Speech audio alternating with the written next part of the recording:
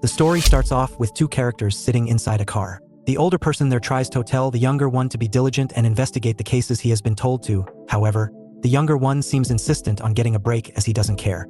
The older one explains that even if they rack up all his holidays at once, he doesn't have a lot of days to take off. Besides, it's important for him to do the job properly. This makes the nonchalant young one give away his police ID, which states that his name is Unsung, implying that if he doesn't get his way with things, he is going to quit.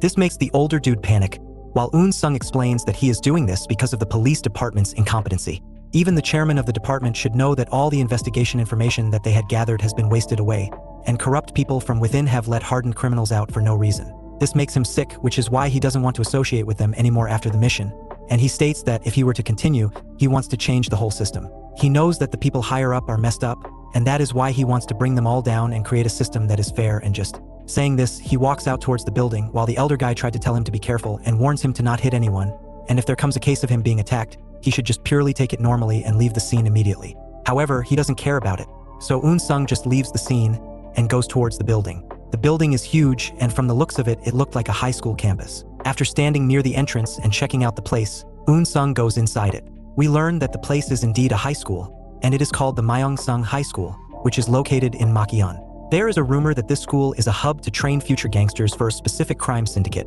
and to investigate that part, Unsung has arrived as a transfer student. The teacher announces to everyone about the arrival of Unsung and the students, who are all looking like they are delinquents. However, everyone seemed to accept the arrival of Unsung normally, which is a bit off-putting. Unsung sits down at his desk, as he wonders just what kind of people these people are, as he thinks about the history of the Makian region and its connection with the Myong High School. The problem starts from the Mucheon City's former council member, Lim Jae-young, who was associated with the Makian Merchant Trading Association, or the MMTA for short. MMTA is a well-known crime syndicate which has been running several illegal activities, alongside the trading business that they run up front. Being a crime syndicate, they require a lot of members to stay afloat, and to get those members, it was reported that they would often look into young high school kids with a knack of the delinquent life. What added further substance to the rumor was that most of the kids who ended up joining the group were students from the Myong High School, thus giving them the title of being the training hub for future gangsters. As he is thinking about these things, a student walks up to Unsung and asks him if he knows how to fight or not. Unsung immediately understands that this kid is one of those quintessential bully kids from his look and straightforwardness. However, he remembers that his partner had advised him to not get in a fight at all, which is why he tells the guy that he cannot fight, and is one of the people who believes in peace and tranquility. The guy says that he must be from that side before introducing himself as Lee Jiho. Unsung is once again taken aback by the lack of violence from the guy, and that is when a second guy comes up and offers to take Unsung on a tour to check out the new school. Lee Jiho, however, tells him that he wants to do that instead, and the two have a safe and friendly discussion about who should take Unsung. Unsung is borderline weirded out by the niceness of these guys, and wonders how are they from such a notorious high school. Eventually, Lee Jiho is the one who takes Unsung on a tour, and he says that he is pretty used to take people on a school tour because they get a lot of transfer students, and it is good to teach them about the school and its various locations early on for them to settle in. The guys then offers to take Unsung to the canteen, where he can get something to eat, and tells him to get a name tag from there. Unsung is quite frankly surprised on how nice the people have been to him at this school, as he had expected it to be a living hell. However, he still doubts that there must be some hidden motives behind all of this, because the guy has a very peculiar hairstyle and even has piercings like wannabe gangsters. He is also taken aback by the infrastructure and tidiness of the building, as he didn't expect this either. He wonders just how much money was spent to make such a nice building, but quickly realizes that the money used for it must have been blood money. Just then, Lee Jiho tells Unsung that they will go downstairs and outside next, as that will make the pathway to the canteen be easier. Unsung is quite sure that this is where Lee Jiho will turn on him, and this is all an elaborate setup to beat him up, but as he kept following the guy, his jaw dropped to realizes that he has really taken him to the canteen instead of doing something violent. Lee Jiho asks for Unsung's name again as he has bought the tag for him already, and says that in order to celebrate the debut of him, he will be buying Unsung a drink, but advises him to pick the cheapest one due to budgetary restrictions. Later on, as he is taking a sip of his drink, Unsung is once again thinking about the rumors about Myong High School, and wonders what is the reason behind them, because from what he has experienced all day, he can tell that the people here are very kind despite the fact that they look rather angry and violent. However, Unsung thinks to himself that this is all for the good, as not having to deal with delinquents just makes life easier for him, and leaves nothing to be investigated. That being said, he still feels a tinge of disappointment as he had thought that this place was going to be a big ride for them. Just then, Unsung sees Lee Jiho doing something, and he takes this opportunity to ask him a question. Unsung asks him if there were any problem childs or delinquent in the school. This question seems to hit something inside Jiho. However, right at that moment, a green-haired delinquent slaps one of the normal kids in the face and knocks him out. The delinquent causes a lot of chaos, claiming to be from a different high school, only coming to Myong to teach them a lesson. He calls out everyone from the Myong side and challenges their leader to step out for him. He is greeted with pure silence, which boosts his ego, as he says that no one in the school even has the ability to talk back to him, let alone fight him. Just then, Lee Jiho makes a bit of sound, which draws the guy's attention to him. He walks up to him and is surprised from seeing smaller guys like Unsung and Jiho there. He says that he had expected something big, but this turned out to be rather disappointing. Unsung tries his best to create some distance between the huge guy and Lee Jiho, however, this results in him getting pushed away by that guy. It was a hard shove, so it sent Unsung flying back, as he contemplated on fighting back, but eventually stopped remembering what his senior had said to him. After getting up, Unsung realizes that he could have almost broken his hand on that landing, however, he notices that the guy is now confronting Jiho. Jiho says he finds this all very funny, which makes the dude slap Jiho hard as well, and it breaks his glasses. However, Jiho was unfazed by this. Jiho says that he finds it funny that he is bragging about his school, as if it is the best fighting school in the entirety of Seoul, when it is nothing. He then talks to Unsung, informing him that this school seemed rather tame, not because they don't do anything violent, it's because their violence mess is cleared up professionally. Saying this, Jiho starts unloading on the delinquent with relentless punches. He keeps punching him till he can't stand anymore, and even when he falls down, the beatdown continues, and it continues until he is left in a vegetative state. After which, Lee Jiho gets off of him and moves on to Unsung, where he sees that the tag he had bought for him ended up getting broken, and so he brings a random one and gives it to him. Go Unsung asks just why is the name tag so necessary, to which Lee Jiho informs him that it is the thing that separates the fighters and learners. He explains that students are divided in two parts, the ones who fight are fighters, the ones who don't are learners because they are there to study normally. However, he shouldn't worry because the fighters don't bully the learners for no reason, so there is that. However, he must have his name tag on at all times to show the difference, and he must not break the protocols. He also informs Go Unsung that the person who buys you the tag, who in this case is Lee Jiho, needs to be paid 500,000 won every month, and his payment needs to be made tomorrow. Besides that, he advises Unsung to look for a good place to live and prepare well for his studies, and informs him to not take the middle stairs, as that is designated for the fighters only. As he hears this, Go Unsung smiles, knowing that the school is extreme after all, and that he needs to deal with these weird bunch of people. After that, Go Unsung is seen walking alone in the hallway of the school, as he tries to digest all the information that he has gathered about Myong High School. He thinks about how there are two different categories for people, one being fighter, the other being learner. However, he already knows what separates a learner from a fighter, so his investigation has become easier, because now he knows who he should focus. Go Unsung decides that he will first try and figure out just how many fighters there are in the school, as that will make his job even more specific and sortable. However, he wonders how he will go with that. For now, he decides that he will try and get stuff out from that Lee Jiho guy from earlier. Just then, Unsung runs into two guys, and this pisses off them both, as they cuss out at him for not paying attention. Unsung obviously feels angry himself too, because he knows that he can easily dispatch both of those guys. However, he opts not to do that because his senior had warned him about going violent, as that might expose his identity to everyone. Unsung walks away from the conflict, and he realizes there is not much point in dwelling over such little things and decides to get to work. He opens up the Memos app on his phone, where he had saved his to-do list for this mission. On there is an entry suggesting Go Unsung to search for a student called Shinte Gene, as he is an important part of this all. The scene suddenly shifts, and we are greeted there with the visual of someone snapping a name tag that has Shinte Gene written on it. After which, we get to witness the beatdown of Shinte Gene, as the big guy from earlier is putting on a clinic while a bunch of other guys watch. The guy starts with hitting a serious combination of punches to Tae Jin, to which he has no response to. He hits him with a devastating uppercut which floors him. The guys watching this are all making fun of Tae Jin, saying how they are surprised that Tae Jin has come back for a fight for what is now a week, every day. However, the boss of that group tells them to shut up, as he wants to concentrate on the fight. Shinte Gene is defiant, as he tries to do everything, physically and mentally, to come back. However, the guy is too strong, and he stomps on the hand of Tae Jin, making him scream in agony. The guy then adds insult to injury as he puts on a stomping show, where it could be said that he stomped mud holes through Tae Jin. At that point, the fight was virtually called off, as it became obvious that Shinte Gene has been defeated soundly. The guys who watched this go down all have a slightly irritated reaction to this, as they had seen Shinte Gene overcoming adversary for 7 days in a row, only for him to fail now. They wished he survived another day, because if he did, they would have gotten their hands on him. Anyway, the guys slowly walk away from the scene, as they have done their job. However, just when they are walking away, a loud thud is heard and everyone, including the boss, turns around to find that the big dominating guy is down, and he is knocked out cold, with the one standing tall being Shinte Gene. The boss is honestly amazed by this, as he asks his underlings just what the name of the guy is, as it intrigues him a lot. Back to Go Unsung once again, we see that he is walking around the hallway again, as he ponders on what to do next. As he passes by a particular classroom, he sees two guys talking to each other on their way out of there. Unsung decides to ask them for leads, and does just that, as he asks them if they know who Shinte Gene is, and where he might find him. The guys are angered by the question asked to them, and have no intention on answering the question that was asked to them. They also make fun of Unsung, calling him a loser. Unsung hears this and points out at their name tag, saying all of them have this tag, so if Unsung is a loser, so are they. They get super pissed off by this, and confront Unsung. They say that he is probably new to this, which is why he thinks that everyone with a name tag are equal, but they're very much not. They also question his attitude, as he was constantly talking back to them, so they threaten to finish him off. Unsung knows very well that he can rip these guys to shreds, but he can't do that for obvious reasons, which is why he apologizes to them, but the guys are hell-bent on beating him up big time.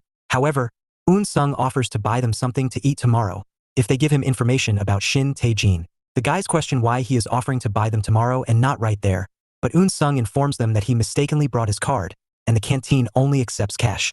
The guys tell him that Shinte Gene could be found at the yard behind the basketball court, and Unsung takes the knowledge and decides to go there and check him out for himself. As they are going separate ways, the guys talk about how they informed him about that place, but that place is kinda dangerous, and if he goes there, he will just see Shinte Gene getting beaten up silly. The scene transitions back to the yard, where the boss of the delinquents acknowledges Shinte Gene, saying that he likes him, and he couldn't have thought that he was so strong. He questions how Shinte Gene has managed to be a learner for so long, and endure this much. Even during the fights, he had to endure a beatdown for an entire week, yet he endured through it and managed to beat all the first-year fighters that were thrown at him.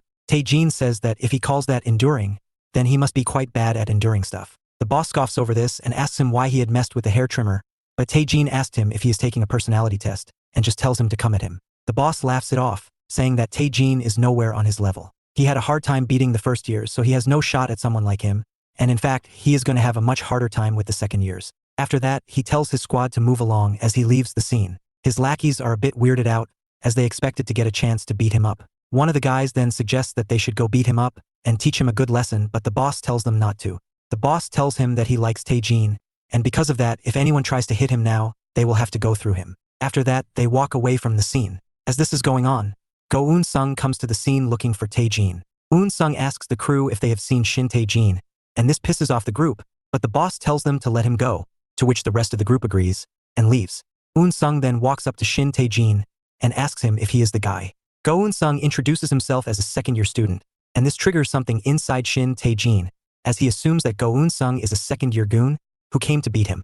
Shinte Gene starts off with a wicked uppercut, which he misses. That was followed by lead hook, which was dodged by Unsung. Unsung is genuinely surprised by the unexpected hostility, and he asks Shinte Gene just why he was doing what he was doing, but Shinte Gene was having none of that, as he just rammed Unsung to the nearest wall and started attacking him with all he has got. Shinte Gene hits a solid punch to the midsection of Unsung, which hurts him quite a lot, and Shinte Gene adds to this, by throwing more punches. As all of this is going on, Unsung keeps thinking about how his senior had told him not to fight. Unsung keeps a pretty proper block, allowing him to block the round punches to the face and body. However, he was still talking some recoil damage. Unsung tries his best to divert his mind by thinking about the senior's lesson again. What surprises him, though, is the out-of-nowhere straight right from Shinte Gene, which goes through the block and hits Unsung flush in the face. This was the final draw for Unsung, as he looked like a man possessed after it. Meanwhile, back in the police station, the senior of Unsung is standing in his room, looking worried, while a picture of Unsung with a gold medal could be seen. One of his co-workers comes and asks him to join them for lunch. He also points out how the senior must be missing Unsung a lot, to which the senior replies that he is not missing anyone, and that he is just hoping that Unsung doesn't mess up. Back to the fight, Unsung finally leaves his inhibitions go, as he grabs the collar of Shinte Gene, before slamming him down like a proper judoka, like he was nothing. After he is done slamming Shinte Gene down to the ground, Unsung realizes just what he had done, as his senior's words flash his mind. He realizes the huge mistake he had made, and comes to regret it. He talks to a messed up Shinte Gene, telling him it was his fault for coming onto him in such an aggressive manner, which is why he was forced to retaliate. He also hopes that there was no one who saw what he had done, as that would get him into a lot of trouble. However, Lee Jiho could be seen from the sides, witnessing all this go down. Some time passes, and Shinte Gene eventually gets up, and he is left shocked as he doesn't know just what had hit him. However, he soon comes to realize what had happened to him, and he could be seen running away with rage in his eyes. Meanwhile, Unsung is frustrated because what had transpired makes him scream out loud in frustration, which makes the guys around him get mad at him, as he was being too loud. Not wanting to create further problems on his first day at work, Unsung apologizes and moves forward. He once again brings out the memo app on his phone to check out what else he had noted down there for investigation. Unsung sees that there is an entry to reinvestigate the construction site murder case, and also an entry for the passing away of a high schooler. He picks to investigate the case of the construction site, as he was leaving school wanting to investigate alone. As he is walking away, the guys who he had bumped into earlier called out to Unsung, telling him to stop. Unsung realizes that this will cause another issue, which is why Unsung distracts them, and uses that chance to run away. The guys quickly notice his trick and run after Unsung. Unsung tells them that he will see them tomorrow, but they won't have it. Part of Unsung wanted to just stop and give it to them, and beat them up badly, but he knows that he shouldn't be doing that. He also notices that it is quite hard to run on in the school uniform, which is why he decides to wear normal clothes for his next investigation runs. This is when the guys also realize that Unsung is just too damn quick. Suddenly, Unsung stops, as he remembers that he needs to pay $500 to Jiho for the name tag, and he understands just how ridiculous the amount is. He decides to not give the amount to Jiho because that amount is just too much. For a moment, the guys chasing after Unsung almost catch up to him, but Unsung is just too quick, as he runs away again, leaving them in tatters. Eventually, the guys stop, knowing that they have no chance of catching up to Unsung, as they are exhausted. Unsung strengthens his resolve to not pay the $500 to Jiho. The very next day, Unsung folds and gives Lee Jiho the $500. He is sad about giving away such a big amount, but finds solace in knowing that he will make back this amount after this mission. To his surprise, Lee Jiho actually denies to take the amount, as Lee Jiho tells him that the floor leader is not present, so he doesn't need to give it today. Unsung is surprised about this, as he thought Jiho was taking the money for himself. Jiho then further adds that the $500 is not enough, and that he needs to add $100 more to this, which will definitely mess him up. Unsung is shocked by this, as he doesn't know how to pay the amount, and Jiho adds further to his fears by telling him that he already saw what Unsung had done to Tae-jin. Unsung tries to explain the situation, saying it was Tae-jin who had started this by attacking him, and he had just defended himself. Jiho says that doesn't matter cause Tae-jin is a mean guy who had recently got popular for his fighting skills. Shinte Gene was a good learner, until one day he fought with a fighter from the Mad Gang, and that is where it all changed for him. More people from the Mad were sent at him every day to fight, and even though he got beaten up by them at first, he eventually hunted them down and beat them up, which is why Jiho tells him that Tae-jin will be coming after him. Unsung is a bit overwhelmed by this information, but Jiho adds more to it by telling him how the Mad group will come after him as well. The fighters in their school are divided into several groups. The biggest one is Mad. They're the number one. They like to pick apart their target when they get one, and if they are interrupted, they get mad, which is why they'll come after Unsung now. Unsung is obviously worried, and takes this opportunity to keep his money, which Jiho allows for now. After that, Unsung goes to visit a store near the construction site where the crime took place. He tries to talk with a worker of the convenience store, asking her for access of the CCTV footage from that particular day. However, the woman outright refuses to show it to him, stating that the police have told her not to. Unsung tells her that he is a police officer too, but the lady doesn't believe it, and Unsung has no way to prove it either, as he had handed over his ID card before the mission started. With no other choice left, and with the hostile behavior of the lady, Unsung leaves the store. The whole interaction left him with a sour taste in his mouth, but he ignores that, wonders how he can connect the dots without the footage. He stands near the construction site, as he thinks about how the police will just cover this case up because it is small. Some context is given about the case, as we learn that a student from Myong High School had lost their life there a few months back. Rumors were that the kid had faced a lot of bullying at school, and that he took his own life on that day. However, Unsung believes there is something behind all of this that is covered up. Or rather, there is someone who is behind this thing. A flashback is shown of the time Unsung and his seniors visited the scene of the crime for the first time for investigation's sake. There, they couldn't really find any evidence that pointed it to not be a case of the student taking his own life, even though it came off as rather unusual. Unable to do something, and getting a call for a different investigation, Unsung's senior calls out to him to go back. Unsung was heavy-hearted, as he wanted to solve this case, but couldn't and had to leave, which is why he is now back, and he wants to solve this case at all costs. Back to the scene, Unsung walks up the stairs of the building that was being worked on to find everything he could, but what Lee Jiho said earlier was bothering him. Lee Jiho told him about Shinte Gene's antics and how he took out 5 guys. However, what struck him the most was the rumor of Tae-jin taking someone's life. It bothers him a lot. Anyway, as he gets to the top, Unsung looks around, only to find out that Tae-jin was standing right behind him. This leaves him shocked, as he asks Tae-jin if he followed him all the way to this place, but Tae-jin replies with a question of himself, asking just who Unsung is. He doubles down on the question, and this angers Unsung, as he tells Tae-jin that he isn't as easy as he might seem. Right after this, Tae-jin sprints towards Unsung to beat him up, but as he runs at him with full momentum, Unsung just uses that against him, and pulls off a perfectly timed leg sweep which puts him down. This leaves Tae Gene a bit shocked, but he has no time to waste as he tries to get back up. But Unsung has him covered with his fist hovering over Tae Jin's face. Unsung asks Shinte Gene why he is acting so angry when he was the one who attacked him in the first place. He tells him to stay quiet as Unsung has some things to ask him. But Shinte Gene is mad. He snaps out again and tries to bite the leg of Unsung. He is unable to do so, as Unsung gets out of it by kicking him in the face. However, Unsung is low-key terrified of the craziness of Tae Gene. Tae Gene only has one thing to ask of Unsung. He wants to know what he is.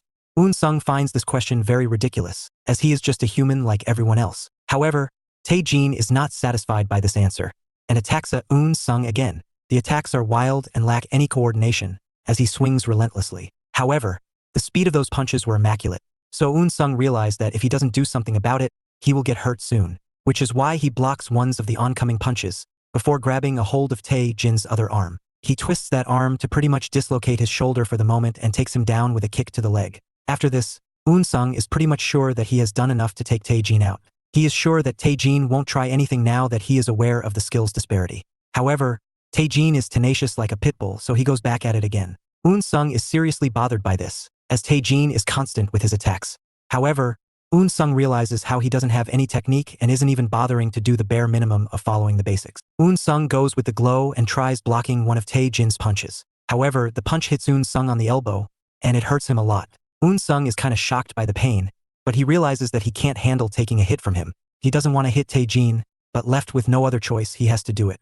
Unsung unloads a barrage of punches on Tae Gene, hitting him from all angles and with all sorts of forms. Despite being hit with a relentless combos of punches, Tae Gene is left standing on his feet. Unsung can't wonder how Tae Gene is still standing up, and it scares him. He wonders if Tae Gene is a zombie or not because he keeps tanking blows and gets back to fight. He wonders if his resiliency is the reason behind his success in fights so far, because he isn't exactly skilled. Unsung decides to end this now, as it is going too far. So he decides to do the same judo slam which had knocked out Tae Gene before.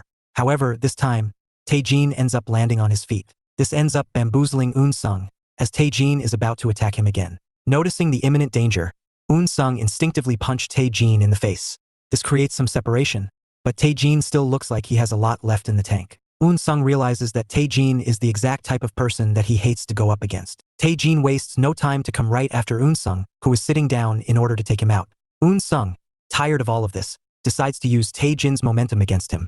As Tae Gene rushes towards him, he puts his feet on his midsection and grabs rear ankle to take him down. Tae Gene is shocked by this, and this gives Unsung enough time to move behind Tae Gene and swipe in a rare naked choke. He locks it in well, as Tae Gene struggles to get air. Unsung tells Tae Gene to stay still if he wants to get out of this. However, Tae Gene has no intention of doing that, as he repeatedly curses at Unsung and says that he will finish him. Unsung tries his best to warn Tae Gene repeatedly, but to no avail.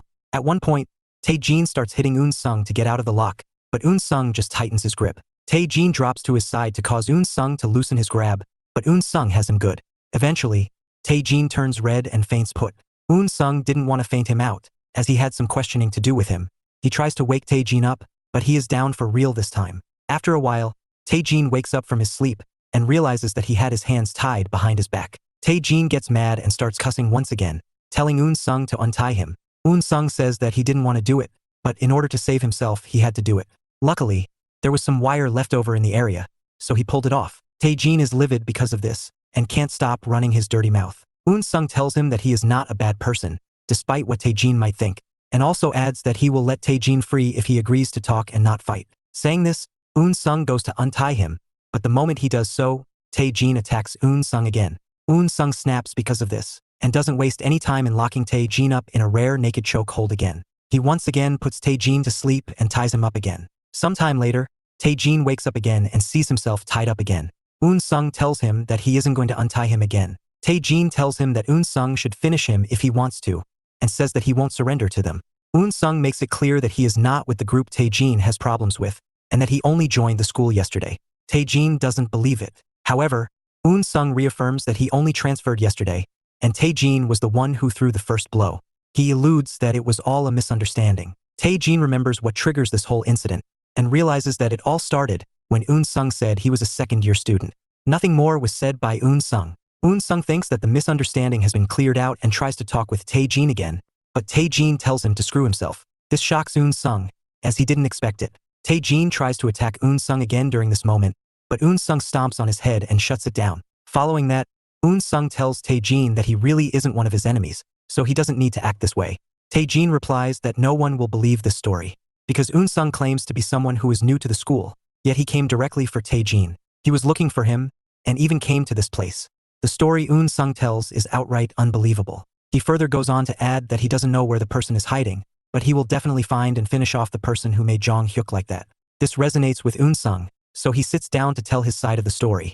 Unsung lets him know that he joined the school because he needs to investigate and catch someone. He says that the whole thing is related to whatever that is happening in the school at the moment. He also adds that it is connected to the damned incident that took place in this site. After that, Unsung asks Tae Jin about what he knows about the connection between the incident of this site and what is happening at the school. Tae Jin tells him that he has no idea. This angers Unsung as he berates Tae Jin for his behavior, and is angry at himself for telling him about everything seriously. Just then, Tae Jin tries to attack him again with a headbutt. Unsung's muscle memory kicks in to save him in that moment. He kicks Tae Jin in the head. Unsung is taken aback by the sudden attack, as he asks Tae Jin just why he needs to attack him after hearing what he told him. Tae Jin replies that once someone hits him, they need to face his wrath no matter what. He explains his belief of there being only two types of people in the world: the people who can give and the people who have to take. Everywhere one goes is filled with predators who attack, and prey who need to survive. If you show anyone vulnerability, they will become the predator and make you the prey. Hence why he behaves the way he behaves. Unsung takes this in. He tells Tae Jin that he also believes that there are only two types of people in this world. However, his belief is a bit different. He believes that there are two types of people. One of them does nothing and just watches along whatever that is happening, and the other group of people who makes the moves and does things. So Unsung puts forward the question to Shinte Gene: which group does he belong to?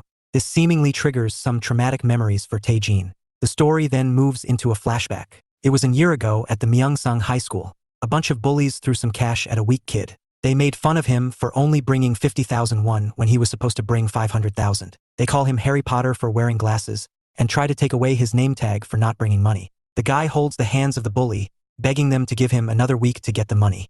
The bullies are Park E-kong and Lee Ju-hyung. Both are members of the MAD's first-year squad. They tell the weak guy that he will have to wear his name tag as an earring if he wants to get another week. Shinte Gene hears all this from his seat, but chooses to ignore it.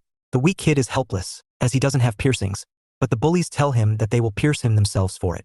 Either that, or he should bring them money in about 3 minutes if he wants to avoid a serious beating. They advise him to ask someone for money. The kid is clueless, so he asks the nearest student to him for money to pay off his loans. However, the guy turned out to be a fighter himself and beat the heck out of the weak one. The bullies make fun of him for asking money from a fighter, before telling him that he should ask normal students and ask for small amounts from everyone to collect it quickly. The weak kid takes their advice and goes towards the nearest most non-fighter to him, who happens to be Shinte Gene. The weak kid asks Tae Jin for 10,000 won, saying that he really needs it and will return it. Tae Jin listens to this and seemingly starts looking for something. The poor kid is happy thinking it is money, but it ends up being earbuds. Tae Jin puts them on and tells the kid to not mess with him. He tells him that he does not want to be a target of those bullies, so he doesn't want to associate with that guy and embroil himself. One of the bullies finds this way of talking from Tae Jin to be rather amusing, so he walks up to Tae Jin. The guy makes fun of Tae Jin's way of talking, calling it cool and flattering in a sarcastic way. He says that those lines are too heavy and impactful for him, so who does he think he is to act that way? They are not answered by Tae Jin, and it makes them mad. However, they receive no answers in return. They start asking him how he had gotten his personal name tag, as it seems like he didn't buy it from them. Despite that, Shinte Gene doesn't answer. This makes those guys become frustrated, and they ask Tae Jin if he is the kind of guy who has lost faith in everything, and now he is trying to destroy the system because of it, even threatening to take Tae Jin's life at some point. As the bully kept getting in Tae Jin's face, someone from the outside walked in. They straight up ask for Tae Jin's whereabouts, as they are his friends. The friend was Jong Hyuk, a real fighter. Everyone knew him and feared him. One of the bullies who were bullying Tae Jin also stepped aside. But the other bully got into Jong Hyuk's face, telling him to not meddle in their business. They seemingly set up a fight against each other, after which Jong Hyuk escorts Tae Jin out of the classroom. Outside of the classroom, Tae Jin berates Jong Hyuk.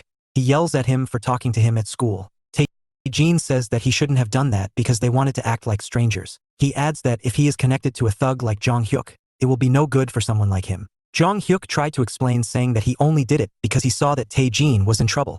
Tae Jin said that association with Jong Hyuk would mean that all his friends will stop talking to him. Not only that, he will also capture the ire of the fighters because of it. Jong Hyuk replied to this asking just what kind of a friend would ignore his friend. Tae Jin continued on though, saying that he doesn't care about what Jong Hyuk does. He can fight all he wants. However, he doesn't want Jong Hyuk to use him as an excuse. In fact, he doesn't want anything to do with a thug like him period. Because predators are everywhere in this damned world. Same is the case with praise. So that is the reason why Tae Jin doesn't want to associate with Jong Hyuk. Following that, Jong Hyuk was laying down on his bedroom, where there were pictures of his childhood friendship with Jong Hyuk. He just laid there with thoughts all over his mind. He thinks about what Jong Hyuk told him, how he also believes that there are two kinds of people but the belief is different. He basically told him the same thing as Unsung, that there is a group of people who just watch and do nothing, and the other group of people actually do something. He claims to fall in the latter category. Jong Hyuk makes it clear that he doesn't care if he is up against a solitary fighter or a gang, he will fight. Tae Jin obviously found all of this to be quite stupid and left the scene. Later one day, when he was laying on his bed, Tae Jin got a call from the police. It was because he was the recent most contact on Jong Hyuk's phone. Jong Hyuk had passed away. Tae Jin immediately rushed to the scene to see what was up, and what he saw broke him on many levels. Tae Jin ran away and locked himself in a room. He was initially scared because he knew that he was going to be in trouble as well, because he had told the police about bullies from MAD. He told the police how he suspected those guys to be the perpetrators behind Jong Hyuk's passing. For a long period of time, Tae Jin was unable to go to school. He was blaming himself for what had taken place. However, what ruined him even more was the lingering feeling that Jong Hyuk himself was in the room with him, and he was constantly blaming Tae Jin. One day, he heard a few people talking outside his room. They talked about how Jong Hyuk had passed away and it ruined his family. They also talked about how the family low-key blamed Tae Jin's harsh words as a catalyst for Jong Hyuk passing away. This was the final straw for Tae Jin. The next day, he was back up and he went to school. Nonetheless, he wasn't going to school to study. No, he was going there to take revenge. Vengeance was on his mind, as he had accepted that he was behind the passing away of Jong Hyuk. Now, he wanted to take revenge for him and finish off the people who took Jong Hyuk's life. He was very clear and open about his intentions, and this made students around him intrigued in his quest as well. Eventually, he made his way to the person who was seemingly responsible for taking Jong Hyuk's life. However, upon arriving there, he saw the same kid who was being bullied for not paying the bully's money, getting his name tag pierced into his ears. This was a striking sight to say the least, and this angered Tae Jin beyond any comprehension. He immediately cussed at the bully and rushed towards him, asking for Lee Ju-hyung's whereabouts. But he is thwarted right away by another bully who kicks him down. A group of bullies surround him, as they question his sanity for what he is doing. Following that, the group of bullies rain down an absurd amount of stomps into him. Tae Jin was obviously hurting from the hits. Meanwhile, the bully, Park Ikong, got up from his seat. He grabbed a trimmer along with him and went towards Tae Jin. Ikong held Tae Jin and asked him if he also wants to lose his life just like his buddy, before trying to shave his head. This triggers the monster within Tae Jin, as he wastes no time and goes Mike Tyson on Ikong. He bites off his ear. Ikong felt the pain from it, and so did the rest of his squad, as they all tried to attack Tae Jin, and all got their ears bit off. As all the bullies were down, and all the bystanders were shocked, Tae Jin starts punching the ever-living crap out of Ikang's face, drawing blood, his question remaining the same, asking for Lee Ju-hyung's whereabouts. Back to the current timeline, Tae Jin visits Unsung's apartment. Unsung tells him to cut him some slack as he only moved in yesterday and the house is clumsy. Tae Jin asks him if he lives here alone, and about his parents. Unsung confirms that he lives alone, and says that he has a question to ask Tae Jin. He asks Tae Jin if it is true that he has taken a life previously. Tae Jin replies that it is a ridiculous rumor and not true. If he had really done that, he wouldn't be here. He further explains that people on the campus like to exaggerate stories to make them seem bigger, saying that they probably exaggerated his beatdown of Trimmer, referring to Ikong. Unsung thinks that Lee Ji-ho really fooled him with that lie. Tae Jin then asks Unsung if he is really going to go ahead with his plan. We get some context from the construction site. There, Unsung promised Tae Jin that he would help him take his revenge. Tae Jin questioned him why he would do so, to which Unsung said that he is a lot like Jong Hyuk. He likes to be someone who makes the moves. Besides, it will help him with his mission. He has a goal planned, but it won't allow him to get physical, so he needs someone to do that for him. He tells Tae Jin that the helping will need to be from both sides for this deal to work, and thus a deal was struck between the two. Back to the apartment, Unsung says that he does have a plan and it is quite similar to Jong Hyuk's plan. Tae Jin was curious as to what he meant. Unsung explained that he believes that MAD are hard on the outside and soft on the inside, so it will be considerably easier to target the inside. He tells Tae Jin that in order to crack them, Tae Jin also needs to become a fighter, and this stuns Tae Jin. The next day, Go Unsung takes Shinte Gene to Lee Ji-ho. He asks Lee Jiho if it is okay for Tae Gene to join their ranks as a fighter. He tries to make it come off as casual, saying that he only recommended him thinking it will be beneficial to him. Jiho said that it will be quite nice to add someone like Tae Gene to their squad. However, adding Tae Gene would basically mean for them to declare war on MAD and everything they stand for, which is why Lee Jiho tells Tae Gene and Unsung to leave quickly, as even associating himself with them will be troublesome to him if found out. Such a harsh rejection hurts Shinte Gene's pride, so he gets up and leaves in anger. Unsung races behind to stop him. Tae Gene doesn't want to listen to him anymore, as he said that he didn't want to do this anyway. Unsung tries to calm him down, telling him that it is important for him to become a fighter to accomplish their goals. But Tae Gene is against that, saying that he was never on board with this plan to begin with, citing that if he becomes a fighter too, then there won't be any difference between him and those monsters. Unsung still tries to convince him, but Tae Gene doesn't want any part of it.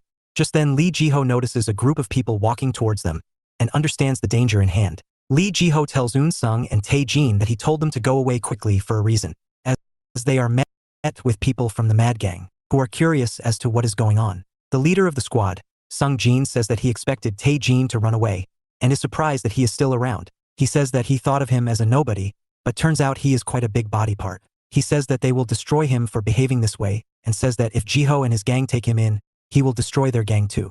Unsung is confused as to what is going on, and asks what is going on. This angers the Mad Squad heavily, and they threaten to attack him, saying that just because he has a name tag doesn't mean that he can get away with anything. However, Sung Jin tells them that it is normal for him to assume that he will get away because he is a learner. What bothers him though is Lee Jiho's innocent attitude. He is acting like nothing has happened yet. He is there to scout Tae Gene and others. He confronts Jiho head-on, and asks him if what he said is true or not. Further on, Sung Jin tells Tae Gene to come with him without resistance or he will beat him up. This angers Tae Gene, but Unsung manages to restrain him. Lee Jiho finally talks back, as he tells Sung Jin to stop talking crap because he is currently standing on their territory. Sung Jin is taken aback by this. Jiho explains that the school is divided into territories. The gangs with more influence have more territories, so it is fair. However, Sung Jin has been acting like all territories belong to MAD, which is simply not true. He tells Sung Jin to voluntarily get out of this place, or else they will be forced to take action. He tells him to go away and spread this message to everyone. This angers Sung Jin, as this is enough reason for him to declare this to be an invasion mission now. Just when things are to escalate, a guy who was on top on the shelter they were talking and wakes up. He gets mad and asks what's the whole deal about territories. Lee Jiho sees him and says that he doesn't want in on this anymore, as this is out of his range. The guy tells Sung Jin to keep things simple when he is talking to him, as he doesn't understand tough words. Saying this, the guy jumps off the shelter top and kicks Sung Jin in the face. Jiho says that he didn't see anything and that he is not involved in this. The people from MAD get mad and ask the guy how dare he attack them. The guy replies that it doesn't matter now because they are in his territory. Jiho tells Tae Gene and Unsung to watch carefully, as they've never seen a ranker in action. They watch along as they witness the flamboyant guy single-handedly take out every member of Sung Jin's squad. Sung Jin gets back up and tries to sucker punch the guy. Unsung tries to alert him, but Jiho tells him that the guy won't be affected by a punch or two. Sung Jin lands his best hit, but the guy is left unfazed. Sung Jin is shocked by this, but he is soon taken out by a kick to the face. Lee Jiho informs Unsung and Tae Gene that the guy is No Sung Guk, the leader of Syndrome, the gang he is from. After this, all the other members of Syndrome join along, as No Sung Guk declares the area as Syndrome's territory, and tells everyone to spread the message. Meanwhile, Unsung is in awe seeing people like him in the school, and wonders what Tae Gene thinks of the rankers. Later at school, Unsung was wondering if he should become a fighter.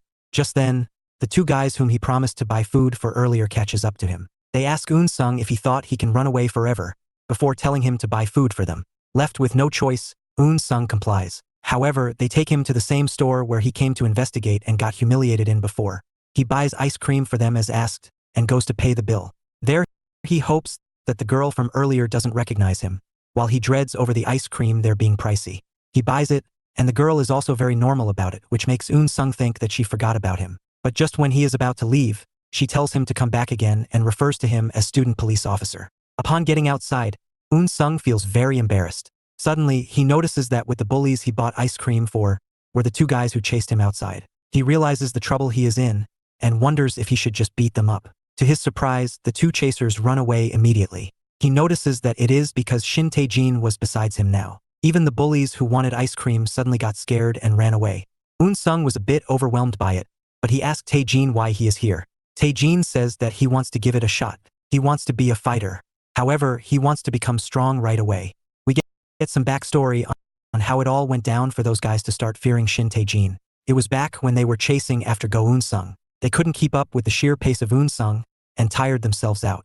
Anyway, they weren't the only ones chasing after Unsung, as Tae Gene was also after Unsung. After a while, the guys noticed Tae Gene was there, and they were pleased, because they were angry at themselves for not being able to get their hands on Unsung, so they thought about getting their hands on Tae Gene to get rid of their frustration. They went ahead and tried to attack Tae Gene, but obviously it was a huge mistake. Tae Gene beat up the first guy around him, and it created a sense of fear among everyone. After a while, he was done beating up everyone, they all ran away, and hence why they fear Shinte Gene. Back to the present time, Tae Gene and Unsung brought back two of the guys and were having a conversation over ice cream. The guys say that Tae Gene can already be considered to be a fighter. In fact, he is even more popular than some fighters. They call him the zombie for a reason. Unsung says that it doesn't matter, because he can't get into any gang despite his popularity. One of the guys says that it seemed to them that Tae Gene is already going through a placement test. Tae Gene and Unsung are confused, so the guy goes on to explain. He says that no matter how you join the Myong Sung School, you have to make a choice on being a learner or a fighter. If you're a learner, you just need to get your name tag by any means and you're good. However, if you're a fighter, you need to be picked by one of the gangs. Once you're picked by the gang, the fighter needs to go through what is called a placement test to get their rank. They need to fight various members of the group, and depending on how they do there, they get their rank within the group. In Tae Jin's case, he is already doing that with the people of MAD, which is why a rumor is going on that MAD are actually scouting Shinte Gene, and this is his placement test. This shocks both Tae Gene and Unsung, as this opens up a whole new side for them to explore in order to get to their goal. Hearing this, Unsung says that maybe it's better for Tae Gene to join the MAD, because that'll give him a better access to the group. Besides, MAD are a big organization after all, because even someone like Unsung has to pay a sum to them to maintain the protected status. This is when the two guys tell Unsung that the protection money they take from others is nothing compared to the money MAD makes from sponsors alone. This part shocks Unsung, as he stands up and expresses his shock by asking about the sponsor matter. The two guys tell him to keep it down, as this isn't something to talk about, and that it's just a rumor and nothing concrete. However, Unsung is interested and wants to know more about the sponsor part. The two guys see this as an opportunity to get more out of them, so they ask to get along with Unsung and Tae Gene and get another meal out of them. Meanwhile, the storekeeper girl eavesdropped on them from the store, and she had a curious look on her face. After that, the four of them go to the rooftop of Shinte Jin's apartment. There, Unsung treats them to more food, and after eating, the two guys are filled up to the brink. Unsung wants them to speak on the topic that was brought up, but they're still unsure. Unsung asks if they want to eat more and probably bust their stomach from overeating. The guys deny more food and decide to speak up. They say that MAD are mostly running on sponsors rather than extorting money from others. So, one might question why they employ fighters among their ranks when they don't need to extort money. The simple answer to it would be that fists by themselves have a lot of value. Having enough manpower and having people to fight for the group is great. They ask Unsung how he thinks that MAD earn their money. He thinks that is through people like him. That might be true to some extent, but the money earned from normal students is small. The most valuable asset in Makion is strength. The strongest one sits on the throne, so it is important for groups to nurture new people into becoming strong. There is a rumor that when someone becomes strong and joins the first circle, the sponsor contacts the captain. They discuss their deal then, and that's where money comes from. The sponsor does this to recruit potential members in the future, all while maintaining a strong front thanks to the alliance. So, MAD suddenly deciding not to depend on extortion money is not a decision they made abruptly, but rather something that had to be adopted with the changing times. This is the rumor of sponsors, and this is exactly why everyone wants to be a part of the first circle. They let him know that MAD weren't always such a prominent group in the school. In fact, they only came into prominence after the new building was built. The 2-3 years since, they've defeated the first circle Scorpions to become the first circle themselves. Unsung asks if they took out all three of them. They did take out all three of them, which includes Monster, Ararang and Daki. Hence why they have 3 rankers. New circles appear and go every now and then. As long as you have a ranker, you can form a circle. Just then, Unsung's phone rings.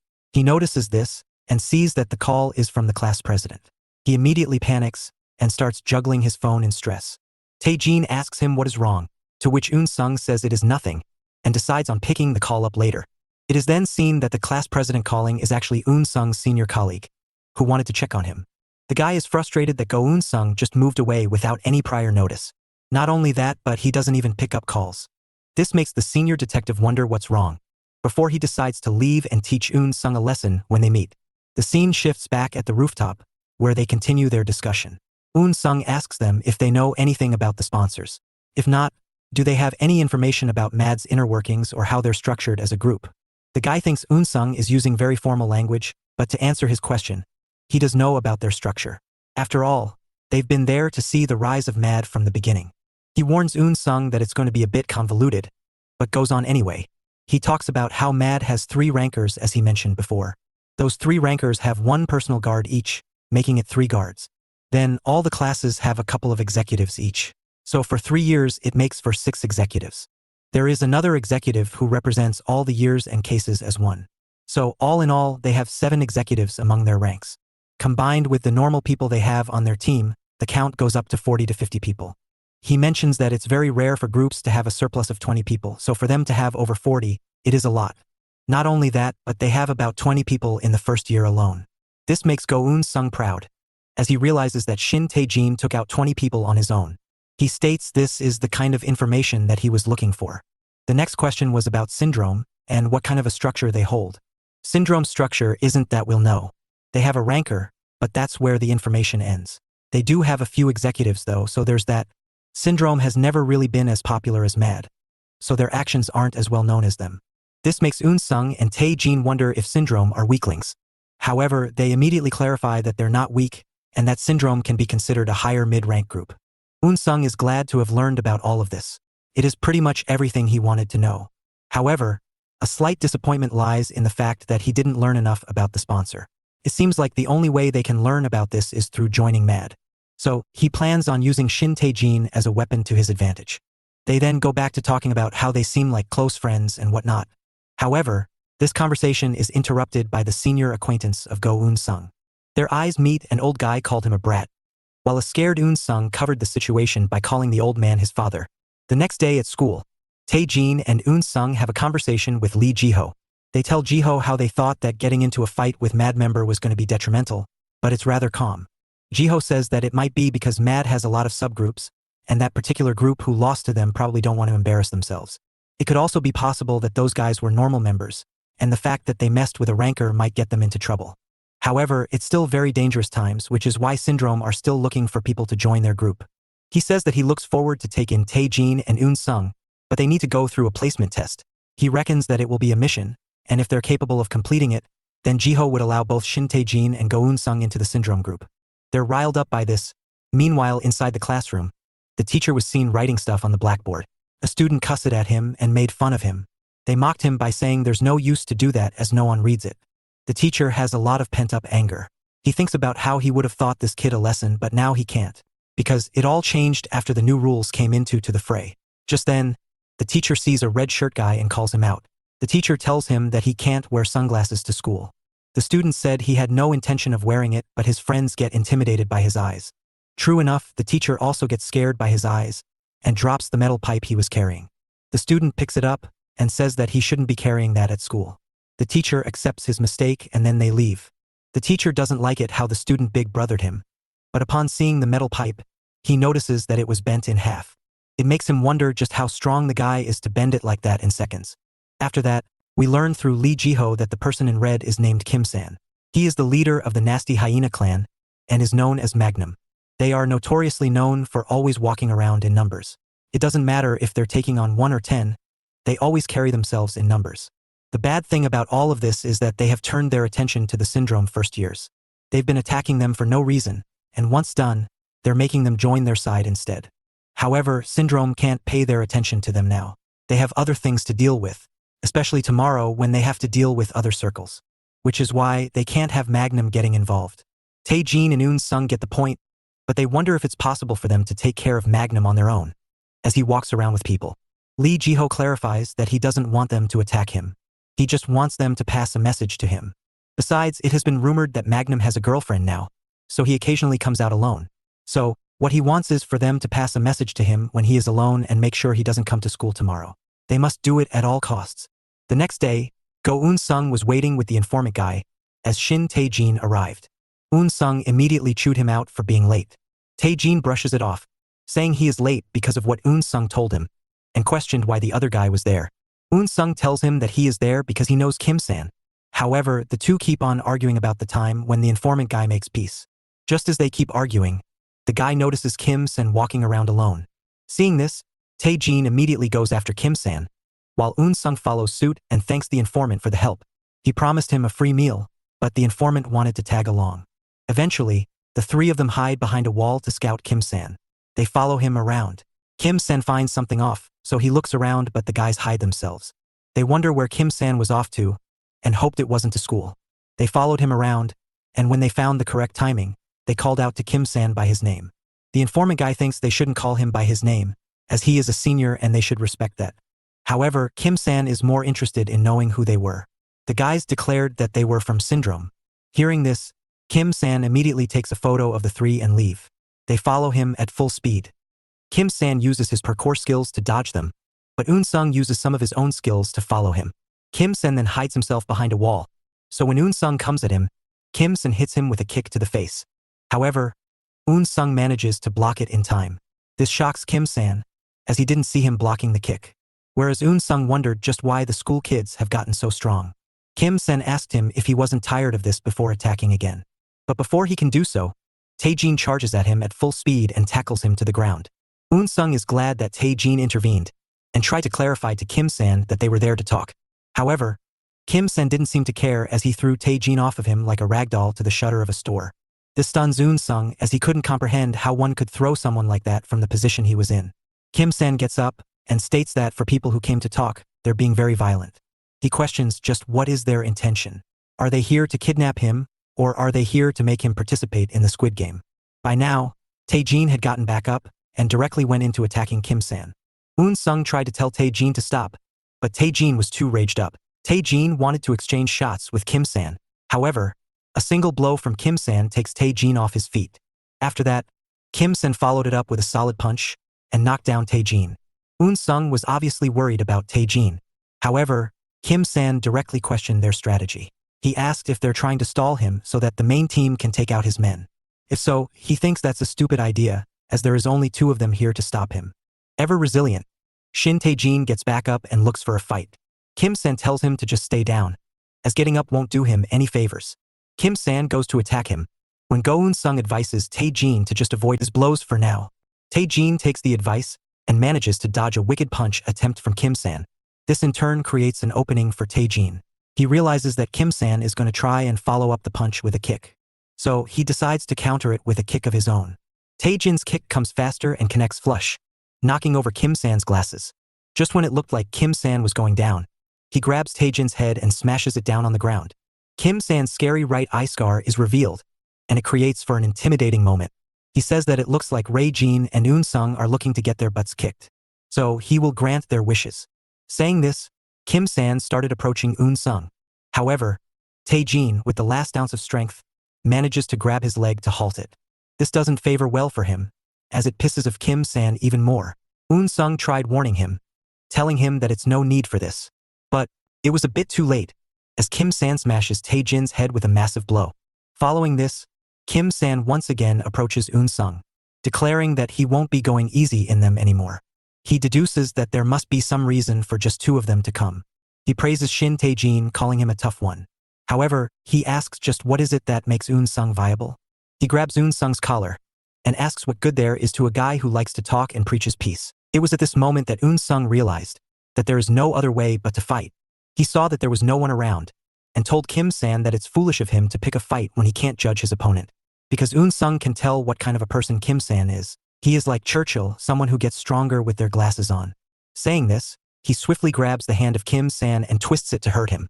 Kim-san is shocked by this, as Unsung says that he never said Kim-san was stronger than him. In fact, he thinks there is no one who is stronger than himself. He tells him to get ready to face his wrath. Kim-san throws a punch which is easily dodged by Unsung. He was about to follow it up with a takedown, but is stopped by Tae-jin. Unsung is confused, but Tae-jin tells him to stop as he is not done yet. Tae-jin isn't the kind of person who listens to others, so he will do what he wants. He once again squares off with Kim-san. Tae-jin gets called a weakling by Kim-san, as he states his real opponent is someone else. Tae-jin tells him that he can't do crap to him with his soft fists, and that there is business left between them. The two of them go at it again, now going into a straight-up punching contest. Both guys took turns hitting each other with both their left and right. Unsung watched on as the two guys went at it. It became a matter of pride for them, a battle between strength and toughness. As the two kept on hitting each other, Unsung analyzed that they were hitting each other in clockwise rotations. He deduces that Kim-san is making more dynamic and extended turns to make up for his lack of vision on one side.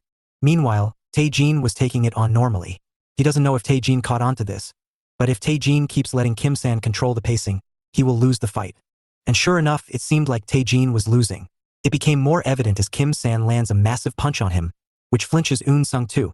The punch takes Tae-jin off his feet, and the fight looked all but over. However, Tae-jin somehow managed to even himself and created an opening for himself. He goes to hit him with a Razia Ruddock-esque uppercut, but he ends up tripping Kim-san by mistake. This makes him miss his smash punch, but Kim-san gets grounded anyway. Unsung was shocked, as it looked like Tae-jin's toughness prevailed in the face of Kim-san's strength. Tae-jin was about to hit a finishing blow when the informant guy appeared and told him to stop. Momentarily, Tae-jin was distracted, and it allowed Kim-san to punch him back. The informant then went over to Kim-san, addressed him as boss, and told him that their Magnum group members have been surrounded at school. This shocks Tae-jin and Unsung, as they didn't know he was a Magnum member and felt betrayed. The guy explained that he supported them till now because he thought that they were going to join Magnum. Unsung questioned why they are going to join the Magnum when they are the bad guys. They clarify that they're not the bad guys, and that the actual bad guys are Syndrome. This confused Unsung and Tae-jin. Kim-san put his glasses back on and apologized for taking his two opponents lightly. He promises them a proper fight later and gets ready to leave for school. Unsung gets in the way and tells him to stop. He declares that it's his mission to stop him and deliver a message. Kim-san says that he already knows the message. It is to tell Kim-san to forget about the past and rejoin Syndrome. Unsung asks him how he knows about it, to which Kim-san says that they always send the same message every time. His answer is still the same though, an emphatic no, because there is two ways to solve these issues. It is by two circles having a proper talk and cooperating, or one of them can devour the other. Syndrome always goes for the latter, so his answer won't change. Saying this, Kim-san feigns throwing a punch towards Unsung. He dodges it, only to realize it was a diversion for him to run away. Unsung tries to chase, but the other guy trips him down. Tae-jin tries to do the same, but the guy grabs both his leg to stop him. The guy pleads for them to stop, as Magnum is a good circle. Tae-jin says there is no such thing as good bullies. Unsung joins in and starts kicking the guy. However, the guy says that he is telling the truth. Magnum are the only circle that allows people in without money and name tags. This shocks them both, as Tae-jin says there is nothing noble about a group who single out people and make them sign memorandums. The guys denies this, saying it's a classic Syndrome lie. In fact, they're the ones who do this and take away money and people from them. This angers Unsung even more as he rains down kicks, and asks him why he didn't tell them earlier. The guy tells Unsung that he doesn't matter, and that Tae-jin is already safe because he is a fighter. This angers Unsung as he threatens to finish him off, as the guy says that he is only showing off now because he has the backing of Tae-jin. The scene changes to the school gymnasium where Kim-san arrives. He is immediately shocked as he sees a close friend flanked by Syndrome executives. The Syndrome people make fun of him for going soft, and how he got restrained by two nobodies. Kim-san asks his friend, Young-jin okay, what was going on. Young-jin okay declares that he has joined Syndrome. He states that they were only loyal to Kim-san because they caused his eye to become like this. But they can't stay like that forever, as their goals are just pipe dreams. This angers Kim-san, as he tells the traitor to shut his trap. He asks just how could he do something so vile. Right then, a Syndrome member ambushes Kim-san with a hard stick. Meanwhile, Unsung and Shinte Gene finally get out of the guy's grasp and make a run for the school. The guy tries to tell them that they should stop, because he already told them everything they needed to know. He thinks they should stay out of this matter. However, they told him that he should be the one shutting up, as they have no reason to believe him. It's suspicious why a group like Magnum still exists if they're the ones being hunted down. Besides, Unsung says that they have their own business to attend to, so they can't stop and give up on Syndrome just because of what he said. However, Shinte Gene was curious about Kim-san's eye, and why it was like that. About that, the informant guy said that he also heard the story of this. It happened in the past, when Syndrome members made a bet among themselves on who would destroy Magnum first. It was a time when they would constantly attack Magnum Group. Syndrome was under the leadership of No Sung-guk, and it really looked like Magnum was going to be wiped out of existence. Just when it was about to end though, Kim-san appeared, and he proceeded to deal with the Syndrome members all by himself. However, the toll of fighting multiple people at once eventually caught up to Kim-san. He was being pushed back, and one member of Syndrome took the opportunity to ambush him. The attack went a bit overboard and caught Kim-san in the eye, making it what it looks like now. And from that moment onwards, the day was etched into history, as Kim-san went berserk. However, as the guy was telling the story, Unsung and Shinte Gene had already created a lot of distance with him. Unsung told him to catch up with them, as he couldn't hear his story. This frustrates the guy, as he was narrating with conviction, but Tae-jin thought it was nothing special. After all, a guy protected his own circle. He must have done so to save face, or else his circle would have been wiped out. This is when the guy informs them about the real catch of it all. Kim-san wasn't even a member of Magnum Group back then. This raised a lot of questions among the duo. The prime one was, why would Kim-san defend the Magnum Group when he wasn't even a member? The guy then started explaining the matter, even though it was confusing. He said that the captain of Syndrome, No Sung-guk, and Kim-san have always been heated rivals. Ever since they first joined the school, they were already famous to begin with. Not only that, but the fact that they were in the same group, Syndrome, made the comparisons even more prominent. It also helped that the two of them were quite similar. Even though they were both popular, Kim-san was clearly ahead. He had an aura about him which attracted people, and people were already slating him to be a future ranker as a first year. Of the two, Kim-san was definitely the more aggressive one. Despite that, he had a clique of followers who always had his back.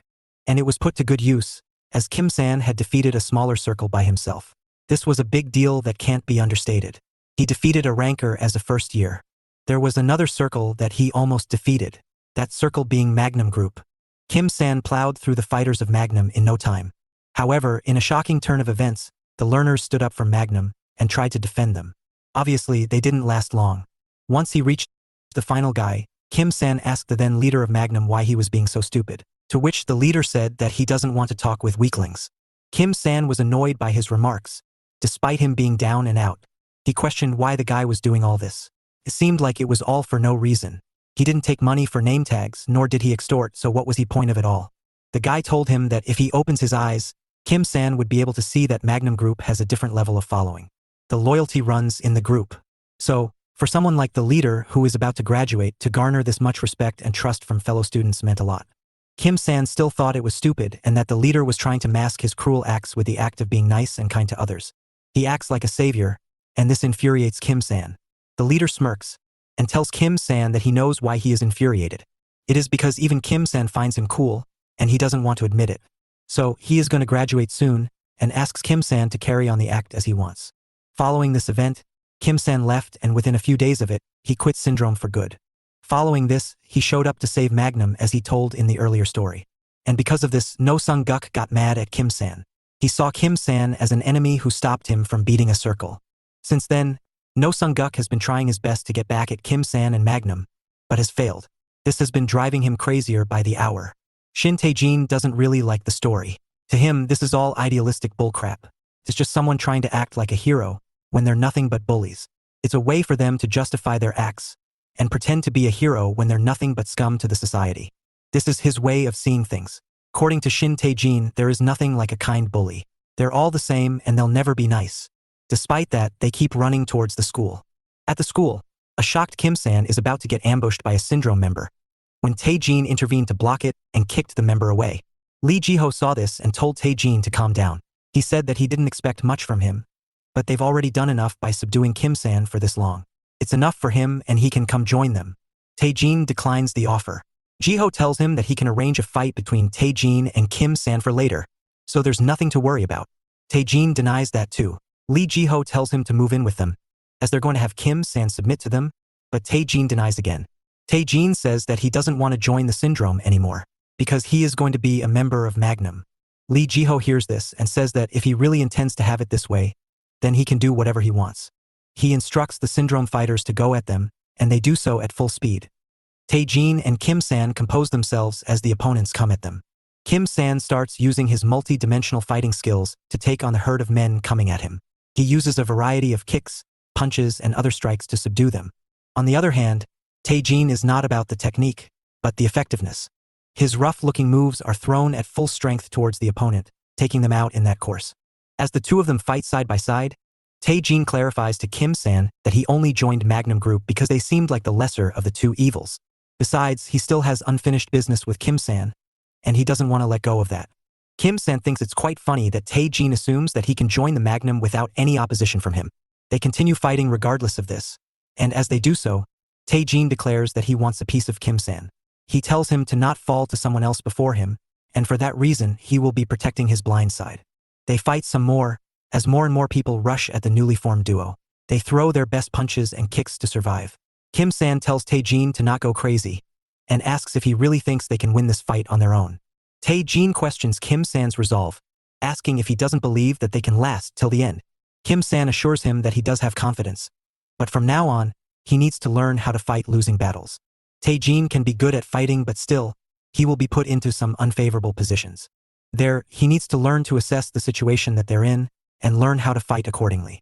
He states that currently they're at a huge disadvantage, so they need to readjust their game plan. Kim-san suggests the two of them dash towards the gate, as there aren't enough people there. They can't be fighting so many people in such a large area. Meanwhile, Go Unsung sees Shinte Gene fighting, and it makes him livid. He thinks Tae Gene made the wrong decision on impulse. He should have just quietly joined Syndrome, as it is more advantageous for their goals. However, his actions currently are ruining the plan.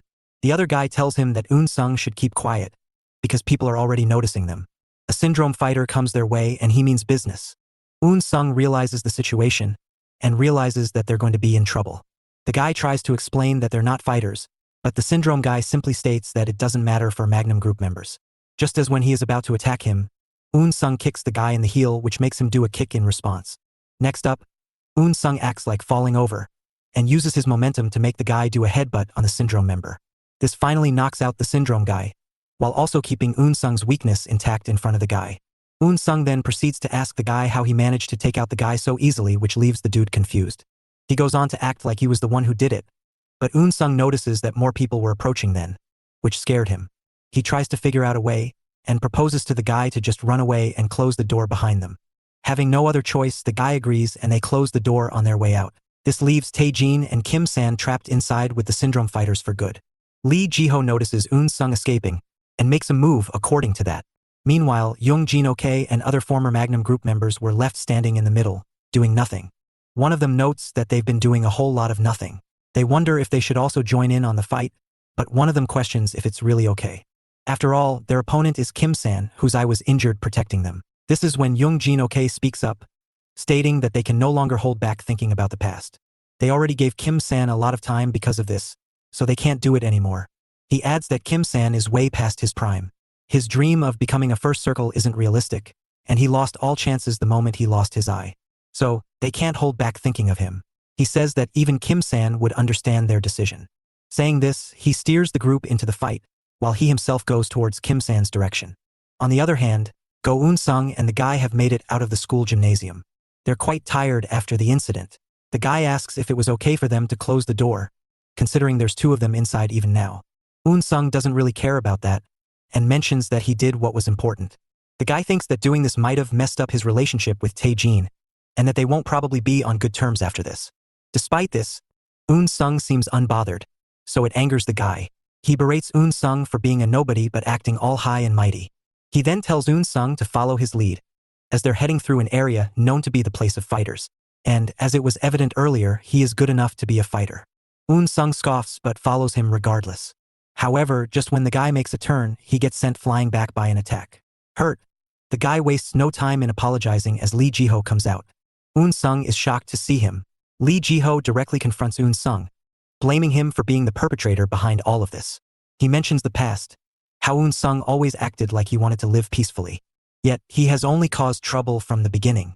He accuses him of using Shinte Gene for getting involved with MAD, and claims that he betrayed Syndrome. Unsung doesn't agree with this. He says that if anything, Lee Ji-ho is the one who is trying to leech them and use them. Lee Ji-ho thinks this is funny, and says that when you give someone too much leeway, it gets to their head, and that is what's happening to Unsung. Unsung realizes that this isn't going well, and that something has to give. Lee Ji-ho says that they should have just joined Syndrome when they had the opportunity, but now it's too late. He then proceeds to hit the other guy with a knee to the face, and tells Unsung that it's his final warning to Unsung. He tells him that he demands a name tag fee from him, the guy, and the two fighting inside. And there is no use of acting innocent, because he knows that Unsung knocked Tae Gene out. So, he either makes sure that they all pay, or Unsung pays for all of them on his own. Those are his only options. Unsung is left perplexed. He knows that him revealing his strength is going to be a detriment to the mission, but this is going too far. Eventually, he makes his decision and tells Lee Jiho that there is a third option. He then asks Lee Jiho if he is fine with rumors going around of Lee Jiho getting beat up by a learner. This pushes the right buttons in Lee Jiho, and so he goes out to attack Unsung to teach him a lesson. Unsung thinks about how it's going to be the other way around, before micro-analyzing every mood. Eventually, he makes his catch of Lee Jiho and slams him down on the ground. Watching this, the guy is left stunned, as he didn't know about Unsung's abilities. Back at the school gymnasium, the fight had raged on for way too long. Uncountable amounts of people were down for the count after an exhausting fight. Kim-san and Young-jin-ok were left huffing for breath, as they were barely standing.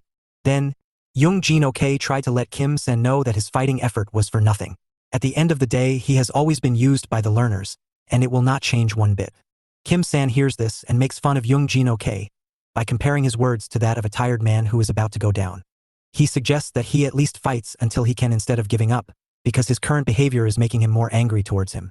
This taunt makes Young-jin-ok fume in rage, as he attacks Kim-san while telling him that he is the one who should be saying that. Young-jin-ok then starts hitting Kim-san with a fury of left and right hooks, all connecting well and staggering Kim-san. Young-jin-ok lets Kim-san know that he should be ashamed of himself for talking like this to him, because 4 years now, Young-jin-ok has protected Kim-san. However, he won't be covering for the one-eyed rascal anymore. Despite being on the receiving end of some proper damage, Kim-san speaks up and tells Young-jin-ok that he is a bit mistaken. The reality is, the only person who has protected anyone in the Magnum group was him. Saying this, Kim-san delivers a massive left hand of his own, which sends Young-jin-ok flying back. Kim-san states that he has always protected them, but they've underestimated him in return. No Sung-guk sees this going down, and declares that he also underestimates Young-jin-ok. He then proceeds to put together a flashy wind-up before hitting a very extravagant kick on Kim-san, dropping him. No Sung-guk follows it up by mocking Kim-san. He says that he was feeling lonely seeing them going on about their underestimation of each other. He felt left out and wanted to join in as well, hence why he came. Although he doubts that Kim-san even saw him coming. Kim-san was hurt from the blow, and somehow crawled his way back up. Seeing Kim-san in the vulnerable state that he was, No Sung-guk further added to insult, asking him if he really thinks he can beat him in his current state, because he doesn't look very good. Kim-san scoffed, before sarcastically asking No Sung-guk if he even has a mirror at his house, because the only one who should be concerned about their bad looks is No Sung-guk. This obviously hits the spot and makes No Sung-guk irate. He directly goes to attack Kim-san and hits him with a roundhouse kick to knock him down. He then starts stomping on Kim-san, as he calls his behavior infuriating. He makes it clear that they are not hanging out anymore, so he just cannot say anything that he wants. He should keep control on his mouth. Shinte Gene sees this going on and prepares to attack No Sung-guk. He charges at him, and Sung-guk notices this. He tries to get away from Kim and create some distance, but his hand gets held by Kim-san. He tells Kim-san to let go, as Tae-jin comes at him. To counter this, No Sung-guk pivots to his back foot, before hitting Tae-jin with a side kick to the chin, knocking him down. Subsequently, he also twists his hips to create an opening and pull Kim-san into a back kick to create distance. He tells Kim-san that he had already warned him to let go, but he did not. Anyway, he comes back on topic and starts talking about how this is the end, and how this is the day when Magnum ceases to exist. However, before he can continue, a fire-up Tae-jin charges at him again. No Sung-guk scouts this, and hits him with a solid hook kick. Before he can continue, Tae-jin was back up again, and this time, No Sung-guk took him down with a back kick. Despite that, Tae-jin charged at him again, and Sung-guk hit him with a drop kick. Tae-jin is relentless though, so he charges at Sung-guk again, gets hit by a leading knee that makes him fall the other way. No Sung-guk expresses his frustrations towards them, saying they are trying too hard for their own good. However, Tae-jin and Kim-san seem content with the result of the clash just now. Kim-san assures Tae-jin that he has gotten enough rest, and that now he can go back to fighting. Tae-jin tells him to rest more if that is what he requires. No Sung-guk finds their thinking funny and stupid. He points it out that they are not the only ones who got to rest during this period, as we see the fallen fighters of Syndrome getting back up. No Sung-guk declares to them that this is where their play ends, and orders his men to finish off the fight for good. Tae-jin and Kim-san start getting up to engage the fighters. Tae-jin advises Sung-guk to keep his mouth shut, as it does stink a lot, whereas Kim-san once again comments on his face, saying the only thing that needs to be ended for good is Sung-guk's face. However, just then, the door creaks open, and out comes Go Unsung. He states that everyone should hold their horses for now, and not try to further elevate this fight. because if they do, they will be in some huge trouble courtesy of him. No Sung-guk was relieved to see it was Unsung, as he says how he almost got scared upon first seeing him open the door. However, it is just Unsung. He wonders if he brought someone along with him because if he came alone, this will be very stupid of him. Sung-guk goes on about how all of them seem to have a distinct talent of pissing him off. However, while he is interested in berating him, no Sung-guk failed to notice that Unsung was already in hitting range to him. He wonders how he got inside so fast, and by the time he can move, Unsung kicks him in the inner thigh to limit his kicking abilities. That being said, no Sung-guk uses the momentum of pain to his advantage and turns around to shoot a roundhouse kick to Unsung's face. The kick comes in hard, and Unsung seemingly blocks it. But that was just on the surface. On the inside, he managed to emit enough force through his block to hurt Sung-guk, and took the opportunity to easily ground the superior striker. Kim-san and Tae-jin are shocked. Kim-san in particular could not believe that a guy who fights that well was just hanging around.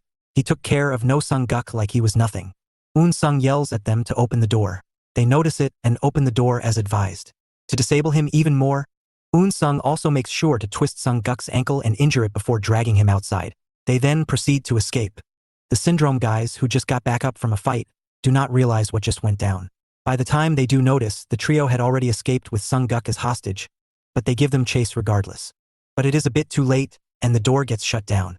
Kim-san and Tae-jin guard the door, as Kim-san says that it is basically useless to guard the door, because there is a chance that they will escape from a different door, which if they do, they will be in big trouble, so they should get these things done rather quickly. They also have the number one guy from the group with them, so they should much rather be focusing on that over other things. Ahead of them was Go Unsung, who was using his time as a detective to full use, as he had no Sung-guk with his chest on the floor. He told him not to move, as moving will only cause more pain to him. As no Sung-guk squirms in pain, Kim-san took time to think about Unsung. He easily handled no Sung-guk, and is overpowering him. He wonders just how big is the power gap between them. Following on, Unsung asks Sung-guk to make a promise. The promise being that he will vow not to mess with them again. Kim-san yells at Unsung and tells him to cut out on the idealistic crap. Instead, he informs Unsung about there being something valuable in Sung-guk's pocket and instructs him to go through it. This angers Sung-guk, as he vows to make Kim-san pay for this. After he is done taking the valuable item, Kim-san tells Unsung and Tae-jin to get a move on, because there is nothing more to do. The learner guy from Magnum comes running in, telling them to wait for him. Tae-jin asks him how he got hurt, to which the guy was hesitating to answer, but Kim-san told them to stop talking about the unimportant stuff and start running already. The scene then changes and we see Detective Lee Jong-hyun coming out of a store with some drinks. As he was making his way to the car, he heard some noise being made behind him. It was Tae-jin, Unsung and Kim-san talking about how they should focus on running instead of talking. Noticing the ruckus, Jong-hyun turns around but finds no one, as the group had already run away. He wonders if it was just some kids playing around. As he was wasting time outside, Detective Jang Hyun-sung yelled at him from inside the car and told him to hurry up. Upon getting inside, Hyun-sung chews Jong-hyun out for taking so much time when he made it clear that he was feeling thirsty. Jong-hyun clarifies that he took his time because he thought he heard the sound of someone he knew. Hyun-sung says that regardless of whatever the situation is, Jong-hyun should do better for the sake of God. Anyway, he moves on from that topic and asks Jong-hyun for the drink, which he hands over. However, Hyun-sung doesn't get a straw along with it and makes a fuss about that, while Jong-hyun tells him to just chug it down. The scene shifts to the police station, where Lee Jong-hyun sat down and started talking to the chief. He asked the chief about the whereabouts of Detective Go Unsung. He wondered if Unsung had gone abroad. The chief was startled by the question and told Lee Jong-hyun to stop talking about Unsung, because Unsung has a headache by himself. Another detective also said that Unsung has been missing for quite a while, so it can be assumed that he left. He taunts Jong-hyun and says that with Unsung, the last good detective left the place. This obviously angers Jong-hyun, who directly confronts the guy. The detective doesn't back down either and a full-on argument breaks out between them. The scene changes back to a rooftop where Tae-jin, Unsung, Kim-san and the other guy were having a conversation. Unsung has a coin in his palm, which Kim-san describes as being a sign of power. The coin was made to commemorate the 10-year anniversary of the school. It has since been 50. The coin is a symbol that is owned by all the rankers. It can be used to form circles and is used as a sign of acknowledgement. Every time a new circle is formed, or an existing one changes in some way, the coins get new logos imprinted on them to signify the changes being made. This makes Unsung wonder if they have taken over syndrome with this coin. However, Kim-san clarifies that it's not the case. Syndrome is still sleeping, and when they do wake up, they will cause a lot of problems for them and come for their head. This angers Unsung, as getting this coin basically means that he will be embroiled in even more problems coming forward. He planned on ending the conflict, not getting more trouble going forward. Kim-san explains that while Syndrome might come for them, they have the upper hand thanks to the coin. They can use that as a chip to negotiate a good deal. He also adds how No Sung-guk is dumb for keeping the coin on him at all times, and how he might not tell others about it out of embarrassment. This makes Unsung question if Kim-san is dumb too, because he handed over his coin to Unsung too. Kim-san says that he gave it away because he wants to retire. He wants no part to play in this, and wants to live without the hassle of the circle business. This angers Unsung again, as he blames Kim-san for using them and leaving them high and dry. Instead of guiding them, he is leaving them in a vulnerable position. He says Kim-san's motive is to put them under scrutiny of the learners. Kim-san disagrees. He says that he has already helped them enough with the coin. Using that coin, they can negotiate or go join the first circle of MAD. Just using a single coin would get all of them in the group without failure. Unsung likes the sound of that and wonders what he can do with this. Shinte Gene speaks up, telling Kim-san that he is not going to join MAD. Instead, he will gather fighters and take them down. Kim-san tells him to do whatever they want, but they should focus on saving their butts, as Syndrome will be coming for them. Kim-san then starts walking away. The other guy tries to stop him, but he doesn't listen. Suddenly, Kim-san gets a call from someone and it riles him up. He tells the person to stay right where they are, as he rushes towards them.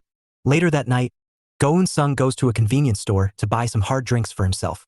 He makes sure no one sees him but feels frustrated in doing so, as he is an adult and not a kid. Unsung then starts strategizing about all the things he wants to do. He thinks about joining Syndrome and use Shinte Gene, who will also join Syndrome, to drive a wedge between MAD and Syndrome. This way he will get access to the MAD rankers, who he will take care of with ease. Either that or he can just join MAD using the ranker coins. But Shinte Gene wouldn't agree to it. Just then, a girl on a bicycle comes at him at full speed. Unsung tries to move away, but it is too late, and so the girl right into Unsung, hurting them both. After getting up, the girl sees Unsung and feels disappointed. Unsung questions why she is feeling disappointed when she is the one who caused the issue. Only then does Unsung notices that it's the girl from the convenience store, who he has been trying to avoid. The girl was getting chased by two guys, who came in to hold her down before she bounces off again. As the guys were being aggressive, Unsung tried to mediate, but one of the guys was aggressive to him too. This makes Unsung twist his hand and slam him down. Unsung says that they should tell him if any of them is a minor. If they are, then Unsung will try to go as soft as possible. This shocks the girl, as she wonders why Unsung was saying that when he is also supposed to be a minor himself. After the fight, the two thugs who fought against Unsung were dropped off near the police station. An officer was surprised to see them and told them to go hitchhike somewhere else. However, he soon recognized them as thugs wanted for fraud. Meanwhile, Unsung was escorting the convenience store girl back home. The girl told him that she was doing fine, and that he stopped needing to ask her the same question over and over again. Besides, she thinks that she will be fine on her own, so he can mind his own business. Unsung still showed concern for her, as the girl was hurt on her knees. He told her that he will walk her home, and also asked for her contact information, saying if she ever gets into trouble, she can contact him. However, the girl said that his manners were all over the place, because he was looking to get the address of an alone girl. The girl also pointed out how she still suspects Unsung for lying to her about being a police officer and wanting to check the CCTV footage. That being said, the girl also thanks him for saving her today. So, she gives him back his alcoholic drink while taking one from him. Unsung rolls his eyes, as the drinks were his to begin with. He then let the girl off. The girl was limping from pain though, but Unsung thought she would be okay. The girl was a bit disappointed about him leaving her alone after all. Unsung then checked his phone to see a call from Detective Lee Jong-hyun. He didn't pick it up as he was on vacation. That being said, he does realize that his vacation is coming to an end, which is why he decides to get stuff over with quickly and thinks of what to do about the mission. He recalls all the options and comes to realize that he got all the ideas from Kim-san. This made him understand his value, as he knows the ins and outs of the school. Keeping him on his team became an essential motive for Unsung. He then remembered how Kim-san rushed off mentioning a cafe earlier. This made him also think of when Lee Ji-ho told him that Kim-san goes to a place alone with his supposed girlfriend. He realizes that the place that he saw him go to was also a cafe. He connects the dots and understands there was an issue. Unsung realizes that it's too late, but decides to give it a check anyway. Meanwhile, at the cafe, Kim-san is seen protecting a girl, as he is covered by Young Jin Ok and crew. We learn that the girl there is Kim-san's sister. Young Jin OK asks him if he really thought it was over after he ran away. Kim-san mocks him, saying he couldn't catch him when they had more people, so how does he think of doing it now? He also questions just how they got this sort of information. Young Jin OK admits to figuring these things out and starting this whole issue. He says that he was the one who reported Kim-san's lone time with his sister to Syndrome. He was the one portrayed his sister as a target, and he is the one who persuaded them into launching an attack. Kim-san shames him and says that he took it a step too far for anyone's standards by going into family. Young Jin OK shamefully admits to lying to Syndrome. He says that he told them that Kim Hanul was Kim-san's sister. No Sung-guk overhears this and hits a massive kick to Young Jin OK's face, knocking him down. He points out how Young Jin OK has been crossing line after line. Young Jin OK's lackeys are shocked and ask Sung-guk why he attacked Jin OK when they're in the same circle. Sung-guk admits that the circle disappeared a while back, so they're not on the same side. Besides, he wants to handle Kim-san by himself. He says how putting Lee Ji-ho in charge ended up backfiring and ties his hair for a fight. Kim-san also takes his jacket off for the fight. Sung-guk asks where Unsung was, to which Kim-san said he didn't know and that he was retired. This made Sung-guk boil over, as Kim-san was still being loyal. The two of them then get ready to fight. However, they're interrupted by Unsung and Shinte Gene. Unsung tells them to stop and asks for a negotiation while bringing the coin out. He says that if Sung-guk hands over Kim-san and doesn't mess with Magnum, he can take back the coin. Sung-guk kicks away the coin from Unsung's hand, declaring that he has no need for it. He wants to destroy them all first, and the coin can come later. Unsung readies himself, as he tells Sung-guk to be ready for what he wishes for. Before anything can happen, the police comes and this causes havoc among everyone. Sung-guk threatens Kim-san to see him at school, while Unsung hears Jong-hyun's voice and immediately goes to stop him. He calls Jong-hyun his uncle. Meanwhile, Kim Hanul admits that she's the one who called the police. Kim-san doesn't understand why she did it, but she thought it was necessary. After that, Kim Hanul called out to Shinte Gene, who seemed nervous. She then asked him if he recalls seeing her before this. Following that, Go Unsung takes Jong-hyun inside the car to talk to him properly. He asks Jong-hyun why he had to get so desperate to track him down. Jong-hyun blames this on Unsung, suggesting his lack of contact is what caused Jong-hyun to get worried and assume that Unsung had left the country to go abroad. Unsung finds this ridiculous, but Jong-hyun explains how Unsung's behavior in general only indicated that he must have fled. Either way, Unsung thinks that this doesn't really matter and tells Jong-hyun to keep his mouth shut for now. He tells him that this problem he is in will be solved soon, so Jong-hyun should just sit still. Jong-hyun wanted to ask him about more details, but this is when he gets a call from the burly detective called Jang. Jong-hyun tells Unsung to keep quiet as he picks up the call and starts talking. Jong-hyun tells Detective Jang that he is at the mansion intersection. Shocked by what Detective Jang tells him, and he quickly hangs up the phone. Jong-hyun subsequently informs Unsung that he needs to go. Curious, Unsung asks him just what had happened, to which Jong-hyun brings up the incident from last year when a kid took his own life at the construction site. He mentions that something like that has happened again. This leaves Unsung baffled. Later at his house, Go Unsung thinks about how this isn't the second time that something like this has happened. Things like this have been happening in the mansion area for a long time now. They keep happening without repercussions, and the people responsible are seemingly doing it with pride. They are showboating and flexing their muscles to show everyone what they are capable of. This has deeply bothered Unsung to the point that he can't sleep because his mind just won't get diverted. He texted Jong-hyun to ask if anyone had arrived at the scene, to which Jong-hyun told him that not even Detective Jang had arrived there yet. Unsung suggests that he come to the place and inspect the scene for himself, but Jong-hyun is unsure of whether or not he should do that, because it will definitely draw suspicion from others. So, Jong-hyun tells him that he will contact him about this situation later. Unsung is left frustrated, but he also understands that there is no point in getting restless and ruining the work he has done until now. The night goes by, and morning dawns upon the city. But Go Unsung couldn't sleep for a second. His lack of sleep was evident in his lifeless eyes and lazy movements, but he still dressed up to go to school. Despite not being in the best mental condition, Unsung did understand that there was something strange going on with the atmosphere at school. As he feels it, he can't help but remember what Kim-san said about how he can do whatever the heck he wants to do, but there will always be people after him. Just then, a huge guy taps on Unsung's back from behind him. The guy had an intimidating look on his face and asked Unsung if he was the so-called Skarner of the Magnum group. Confused, Unsung asked him what he meant by that, to which the guy once again asked him if he was the one while showing him footage of the fight with Syndrome from a day earlier. Shocked, Unsung questions just when this footage was recorded, but the guy once again asks him if he is the one. Unsung gets serious and asks the guy what he is going to do about it. Surprisingly enough, the guy offers a handshake to Unsung and claims to be a fan. Unsung takes his hand, but is left a bit confused by what was going on. The guy adds how he likes Unsung because he messed with No Sung Guk and is still alive and well the day after. He would not have believed it if it were not for the videos he saw. He also mentions how he finds it amazing that only 4 guys managed to take out Syndrome. Unsung is initially confused as to what he meant by 4 guys, but he quickly remembers that Park Il was also there with them and hence got the credit. Unsung shakes his hand and mentions that they didn't take out Syndrome, they just happened to run away. But the guy continues on about how he heard about No Sung Guk abandoning Syndrome and throwing away his circle coin.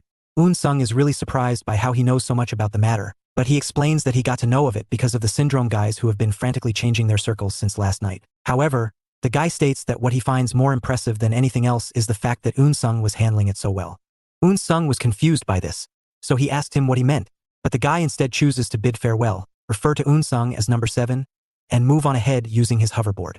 Now even more confused, Unsung asks him what number 7 meant, to which the guy mentions that Unsung is the 7th person ever to have managed to handle a handshake from him, before getting off again. This really cringed Unsung, who didn't even realize that the guy was squeezing his hands, let alone finding it impressive. He thinks the guy should shake hands with more people to get the misunderstanding out of his mind. Just then, Unsung understands what was different about the atmosphere. People weren't exactly against him, but instead, they were looking up to him in a way. He had somehow become a popular sensation overnight, and he didn't exactly hate it either. He thinks about how he has always been popular, so this comes naturally to him. But he quickly realizes that this is getting to his ego, so he decides to bring himself down to earth before it messes with his mindset. Later that day, Go Unsung gets on the phone with Jong Hyun. He asks Jong Hyun about the situation from earlier, to which Jong Hyun says that he has the matter under control and that he is working on it as they were talking. He then tells Unsung to stop insisting on coming to the scene, because there is no need for him to be there and draw eyes. Moreover, he was already doing something, so there is no need for him to meddle in multiple matters. Jong Hyun further adds that it is a miracle in itself how the person who committed self-damage was still alive. However, there was no guarantee that they would ever wake up. The person had gotten into a fight earlier and was also pessimistic. They also sent pessimistic messages about themselves to others. After that, he tells Unsung about how Detective Jang was at the hospital and that he was tired of these things to the point that he wants to quit. Just then, the chief of the detective police calls Jong Hyun to his room, prompting him to hang up and follow suit. It is in the room where Jong Hyun finds out that the chief knows about Unsung's covert mission.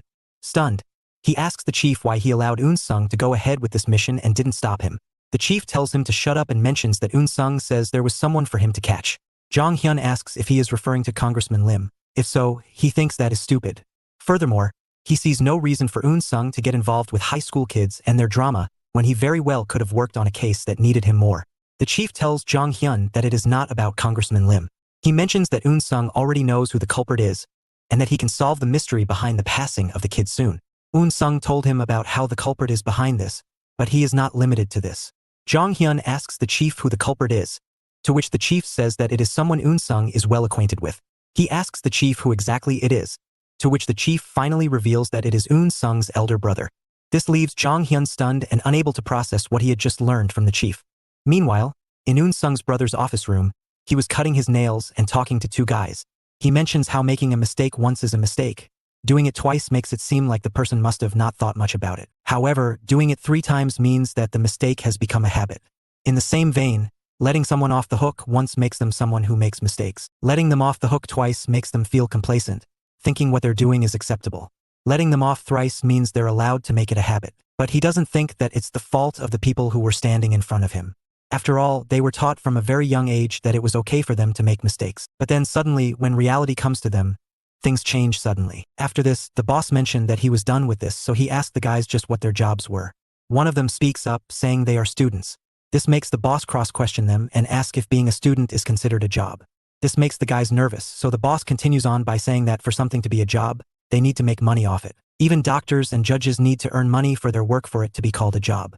The same applies for civil servants too, of course. They all pick their profession because they want the money. If someone maintains law, saves lives, and serves the people without money, they become a topic of fascination and are shown on TV as anomalies. So, the main point is to earn money through your work. For judges, it is through law and orders. For doctors, they do it through medical means, and civil servants earn it through tricking people. Making money through the characteristics of one's work is what truly makes a job, a job.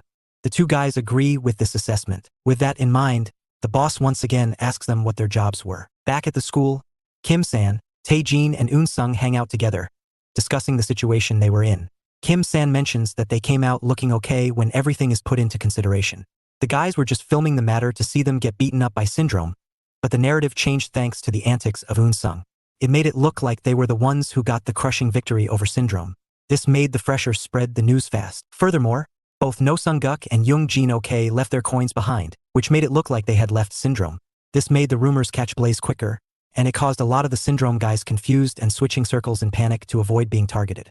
However, Kim-san thinks that they won't be seeing a lot of them after they've lost authority.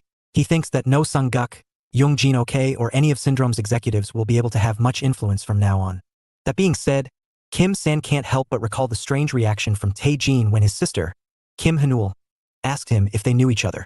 He was acting strange and was blabbering all types of nervous nonsense to deny it. Even a dumb person could tell that it was not a normal reaction, so it was very much irking Kim-san.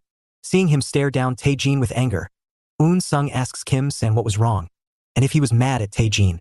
Hearing this, Tae-jin also asks Kim-san what is wrong, but he responds by asking Tae-jin the same question, making for an awkward conversation.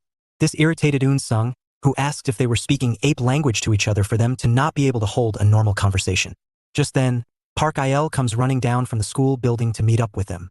Park Il states that he ran away from there because he was scared. He was being bombarded with all sorts of questions which was making him panic. Unsung tells him it is okay, and that informs him about how they're planning stuff out for Magnum. Park Il tells him they've got it all wrong and that this is not how things should go. He adds that they got the very first essential step of the plan wrong to begin with. According to him, the first thing they should do is throw a party to commemorate the formation of their alliance. This makes them all sigh as Park Il dances around in excitement. Meanwhile, Jong Hyun made his way to the construction site where the self-harm stuff happens to do some research of his own. He recalls his earlier conversation with the chief, where the chief revealed that Go Eun-sung's brother is called Go Ji-sung. The guy had seemingly joined the Makion five-way gang and gained traction from there, before joining the Makron organization. This confused Jong Hyun as there is no love relationship between those two gangs. The chief knows that and mentions that because those two groups are considered enemies, it is assumed that Ji-sung must have betrayed the Makron five-way gang. However, there is no guarantee that Ji-sung is still working for the Makron organization. For Jong Hyun, this made it clear as to why Unsung is going after Congressman Lim Jae-won. Because when Jae-won ran for representative, he ordered the wipe out of various key figures within the Makron organization, who had opposed him. It is plausible that Go Ji-sung could be involved in that matter in some way, shape, or form. The chief then mentions how Go Ji-sung isn't the kind of guy who will come out in the open. This makes Jong Hyun question if Ji-sung is a big fish in a small pond, afraid to come out of his territory. The chief thinks that it very well be that, but there is also a possibility that Ji-sung could be someone big. He could have more influence than what they're assuming and probably has connections in important places. After all, Go Eun-sung has been trying to get to the end of this matter for a while now, but hasn't managed to do so. The last time Unsung failed, the details of his missions were leaked from the police department, which made the chief wonder things. Jong Hyun asked him if he was doubting someone from within the circle, like Detective Jang. The chief says that it's not exactly that, but it'll be hard to explain to Jong Hyun, as he is relatively new to the case. Jong Hyun replied by saying that he knows about everything thoroughly, as he did check the records. But the chief points out how Detective Choi must have known everything as well. Jong Hyun agrees, as Detective Choi is the one who he replaced after he passed away. The chief adds how Detective Choi got into a strange accident after trying to dive deep into the case. However, the weird thing about it is that the person who was his partner on the case at that time was none other than Detective Jang. This was shocking for Jong Hyun, but the chief clarifies that he still doesn't doubt Detective Jang directly. That being said, it is well within their grasp to assume that Go Eun-sung could be doubting Detective Jang. Jong Hyun got what he meant but still thought that Detective Jang wasn't like that, as he has always been a family-oriented person. However, back in real time, Jong Hyun was also seemingly doubting Detective Jang, because he found a green toothpick at the site of the self-harm. But he quickly brushes off the feeling, not wanting to doubt his comrade, and thinks about how he is too gullible to other people's words. The scene then changes to the hospital where it was quite chaotic. However, there was utter silence in the room where the self-harm incident survivor was. Detective Jang stood over the comatose body, seemingly having something in mind, something not so pleasant. Next up, a worried Jong Hyun rushes to the hospital and comes running to the patient's room to check on him. To his relief, the kid was still alive, which made him breathe a sigh of relief. After that, Jong Hyun formally leaves and picks up a call from Unsung. He informs Unsung about the kid and how he has fractured his skull, along with brain hemorrhage on top. Jong Hyun states that while the kid was still unconscious, his surgery still went successfully, and he is said to be doing better. He also adds that Detective Jang was there earlier in the morning and checked up on the matter. He also reassures Unsung that he did go and check the site again for himself. He also checked the convenience store Unsung mentioned and also secured the CCTV footage. As for more work, Jong Hyun mentioned that he can't because he is busy. He adds how things have been looking bizarre lately because the Macron organization has been quiet lately. Unsung tells him how the culprits are still out and they're very close. Jong Hyun told him that the matter was on the verge of being solved, so if he wants to do more stuff with it, he should just do it himself. Afterwards, Jong Hyun tells him that he can't talk because he will be driving, and hangs up the call. But this annoys the heck out of Unsung, who adds that Jong Hyun has changed a lot since last time. Meanwhile, two guys see Unsung throwing a tantrum from far away. They recognize him as the new big thing in the area, but his build and presence didn't particularly make him look very intimidating. One of them suggests they be able to take on Unsung, so the other taunts him and pushes him to go fight him. But this caused cola to spill over on the blue-haired guy's hand, annoying him. The guy then wipes his hand using a random student's muffler, which got the attention of said student. After that, Unsung, Park Il, Tae Jin and Kim San get together for their supposed party, but there wasn't much to do in the party. Unsung mentions how he was ready to party hard, but this arrangement of theirs looked more akin to a tea party than a real one. Kim San reiterates that their circle is destitute and that they are like beggars. Tae Jin chimes in and says that they're worse than beggars at this point. The four of them sat down after that, and before they began their party, Kim San wanted to make one thing clear again. He is still retired. The only reason why he helped them last time was because he was curious about their plan. However, from now on, he can only act as an advisor, which he assumes is good enough for them. Unsung is fine with that, but Kim San says that he has one condition. The condition is regarding the way they address him. He can already tell that they aren't exactly going to talk to him in a respectful manner. However, he does want them to at least refer to him as a brother or something equivalent to show some respect. Unsung is made uncomfortable by this, and he doesn't like the way this was heading. However, Park Il thinks it is quite reasonable and not a problem for him as he already refers to Kim San with respect. Tae Jin is also surprisingly fine with this, because Kim San is older than them. This shocks Unsung, who couldn't believe Tae Jin would do something so unlike him. Kim San tells them to stop with the unnecessary talk and actually try calling him brother for real. Tae Jin calls him Brother San without much hesitation, but hearing it from Tae Jin's mouth kinda irritates Kim San. He recalls last night once again, where Tae Jin acted awkward in front of his sister, and asked her if she was dating his brother or something like that.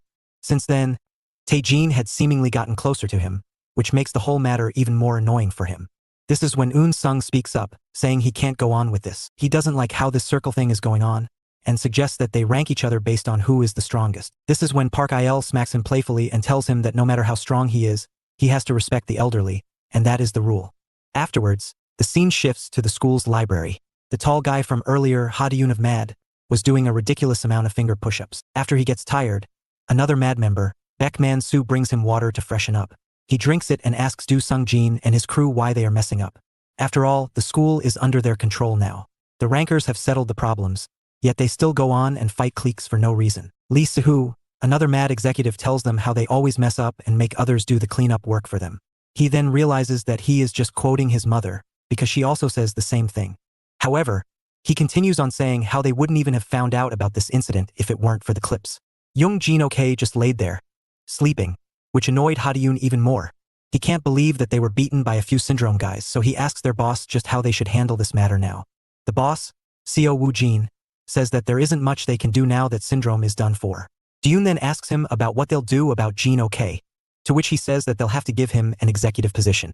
Dyun doesn't feel that it's the right call though, considering Jin Ok is quite weak from what he has seen. However, Woo Jin states that the coin is still a coin, and they can't devalue that. Moreover, an executive spot will be vacant soon, and they'll have to pick two rankers too. So this excites him. He wonders who will win in a fight now between the 7 executives. It excites him to the point that he wants to join the ranker selection fight as well. Meanwhile, outside, the guy who got soda spilled over his hands was huffing for breath, seemingly having run away from something. However, this is when he is caught by the person he was trying to escape from, the same guy he wiped off his hands on. The guy was eager to beat him up for that, and beat him up he did. He absolutely decimated the blue-haired dude, with rapid combinations of strikes. This is when a bystander who saw this transpire steps forward and mentions that it looks like the guy could have beaten his opponent even if he was going half easy, such was his strength. After all, he was a ranker from the Pentakill group, Kim Yo-hin being his name. The next day at school, Go Eun-sung asks Kim San if there's a way for him to take out all 3 rankers from MAD at once. This makes Kim San laugh, and he states how Eun-sung's goals have him very interested. Eun-sung says that he only asked it to know if that was a possible way for them to become the #1 circle. Kim-san says that it is a possibility, but a very unlikely one at that. After all, the three rankers don't gather at once. He asks Unsung if he knows that there are cliques within MAD, to which Unsung says that he did hear about it. Kim-san adds that there are three major cliques within MAD. Monsters, Ararang and Daki. They rule the school in weekly shifts. Currently, Seo Woo-jin of Monster is the ruling boss of the school. So if there is anyone Unsung wants to go after, it is him. That being said, Kim-san doesn't think it is okay to hastily target a ranker like that, as that would get the whole MAD to come for him to take him out. None of the three cliques are easy to deal with, so it's going to be an uphill mountain. However, Unsung sees this as a positive. He thinks that if attacking one of the rankers can trigger all of them to come for him at once, it just makes his work easier. He can just beat up the rankers there, and without their bosses, the others won't be a threat. This makes Kim-san stop and think about it. He says that while he is theoretically right, there is no guarantee of knowing where and when they'll attack from, so it isn't as straight-laced as he thinks it is. So, he suggests that Unsung follows the method he told him to. But Unsung says he wants to do it the quicker way. Kim-san says that he knows how strong Unsung is, but he still shouldn't look down on the mad guys. But it wouldn't matter if he was the only one targeting them. However, as the ranker of his circle, he needs to think about other members too. Meanwhile, at the school building, Park Il was trying to hang out with Shinte Gene, who couldn't be less interested. He tells Park Il to stay away from him, and asks him why he needs to follow him everywhere at school. Park Il says that he is scared of being alone in the class, and is afraid that they'll pick a fight with him. Annoyed, Shinte Gene says that he should just put on his learner name badge if he doesn't want to fight. Just then, Kim Yohan ends up barging into Shinte Gene. Shinte Gene immediately understood that Kim Yohan bumped into him on purpose. Pissed off, he was about to punch Kim Yohan right away. However, what shocked Shinte Gene was that Kim Yohan wasn't even flinching. Thankfully, Park Il steps in, creates separation between them. He mediates peace between them, and tries to clear things up. Park Il then scolds Shinte Gene for scaring a learner like Kim Yohan because he had a badge on. However, Shinte Gene knew there was something wrong. After all, that guy had purposefully bumped into him, and he didn't even try to evade the punch. So, it was obvious that he wanted to start something. Later, Go Unsung takes Shinte Gene along with him to go somewhere. Shinte Gene asked Unsung where they were going, to which Unsung said that they're here to run an errand for Kim-san. Shinte Gene asks him what it is about, to which Unsung tells him what happened. Kim-san said they should go to the place where they were going to form an alliance. That was the fastest way for them to get to the top. Because it's not the beginning of the semester, they won't be finding any new recruits, nor can they go from student to see who has what it takes. So, it's better they form an alliance. Unsung asked Kim-san if he was suggesting they form an alliance to beat the Mad Alliance, to which Kim-san says that while that is the plan, he isn't sure if there are people on the other side who will accept Unsung's ideology. Will they really be cooperating with them? Back in real time, Shinte Gene asks if there is really someone like that for them to ally with. Unsung says that this group was the #1 circle at one point, and had the same level of pop prestige as MAD. However, they've fallen off since, and no longer possess the caliber to compete for the highest honor. This is when they arrive at their destination. Shinte Gene immediately recognizes the place, because this was the building where their school was located before they switched to the current buildings. Unsung tells him that back when the school was based in this place, their group was the biggest circle. However, Shinte Gene feels a bit off about this scenario though. He mentions how it feels like a trap when they're the only ones being called into this place, and asks what Kim-san thinks about it. Unsung tells him that Kim-san thinks that the chances of this being a trap is 99.99%. There's only a 0.1% chance that it is not a trap, but that means it's not impossible, so they should try. So, admittedly, they're in a bad situation because they were standing in the home territory of the Scorpio gang. As they walk in, Unsung adds that it was their condition to have them both come in together. This makes Shinte Gene say that there is now a minus 0.1% chance that this is not a trap. However, Unsung stays optimistic and says that they have a 10% chance, because Unsung lives his life at 110%. This is also when the guys from Scorpio spot Unsung and Shinte Gene, bringing a smirk to their face. The pink-haired guy quickly asks them to hand over 100 million won to them, while the red-haired one tries to calm him down. The red-haired guy then says how this is the first time they've met each other and asks them if one of them is a ranker. However, the pink-haired guy scolded the red one for changing the topic, and kept on asking them to hand over the money.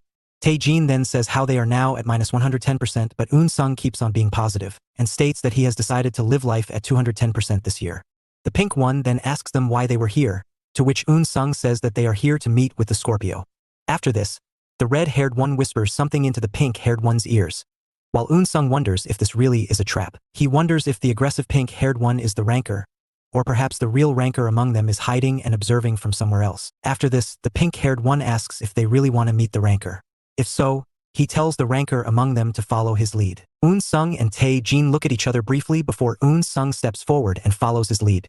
The guy asks Unsung if he brought his coin along with him, to which Unsung says yes, because he knows that it is necessary for rankers to carry the coin during talks. The pink-haired guy was still annoyed, and he clearly didn't like how Unsung was acting smart, so he tells him to wait outside while he goes inside a room upstairs. Unsung is initially scared off with the thumping door noise, but he calms himself down, wanting not to come off as a coward. Downstairs, the red-haired one tells Shinte Gene to take a seat. He says that if Shinte Gene felt so scared, he should have just gone upstairs with Unsung. Shinte Gene denies being scared, so the guy then decides to ask Shinte Gene a question. He asks them if they really plan on fighting mad. He did hear rumors of them being strong, but they surely don't look like it. He asks him if Unsung really is the ranker, or if Shinte Gene is the ranker, because it is common for circles to hide their rankers. Meanwhile, upstairs, the pink-haired guy comes out claiming to be the ranker and asks Unsung to show him the coin for authentication. However, Unsung doesn't like the sound of that.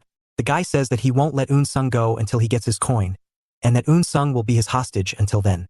Just then, a bunch of Scorpio cronies come out and surround Unsung. Sighing, Unsung states that the chances of them doing something like this was only 10.2% in his books. However, Magnum still came prepared for this just in case. Unsung isn't even the ranker. Their main ranker is Shinte Gene. The red-haired guy downstairs also learns of this, and blames himself for getting things wrong again.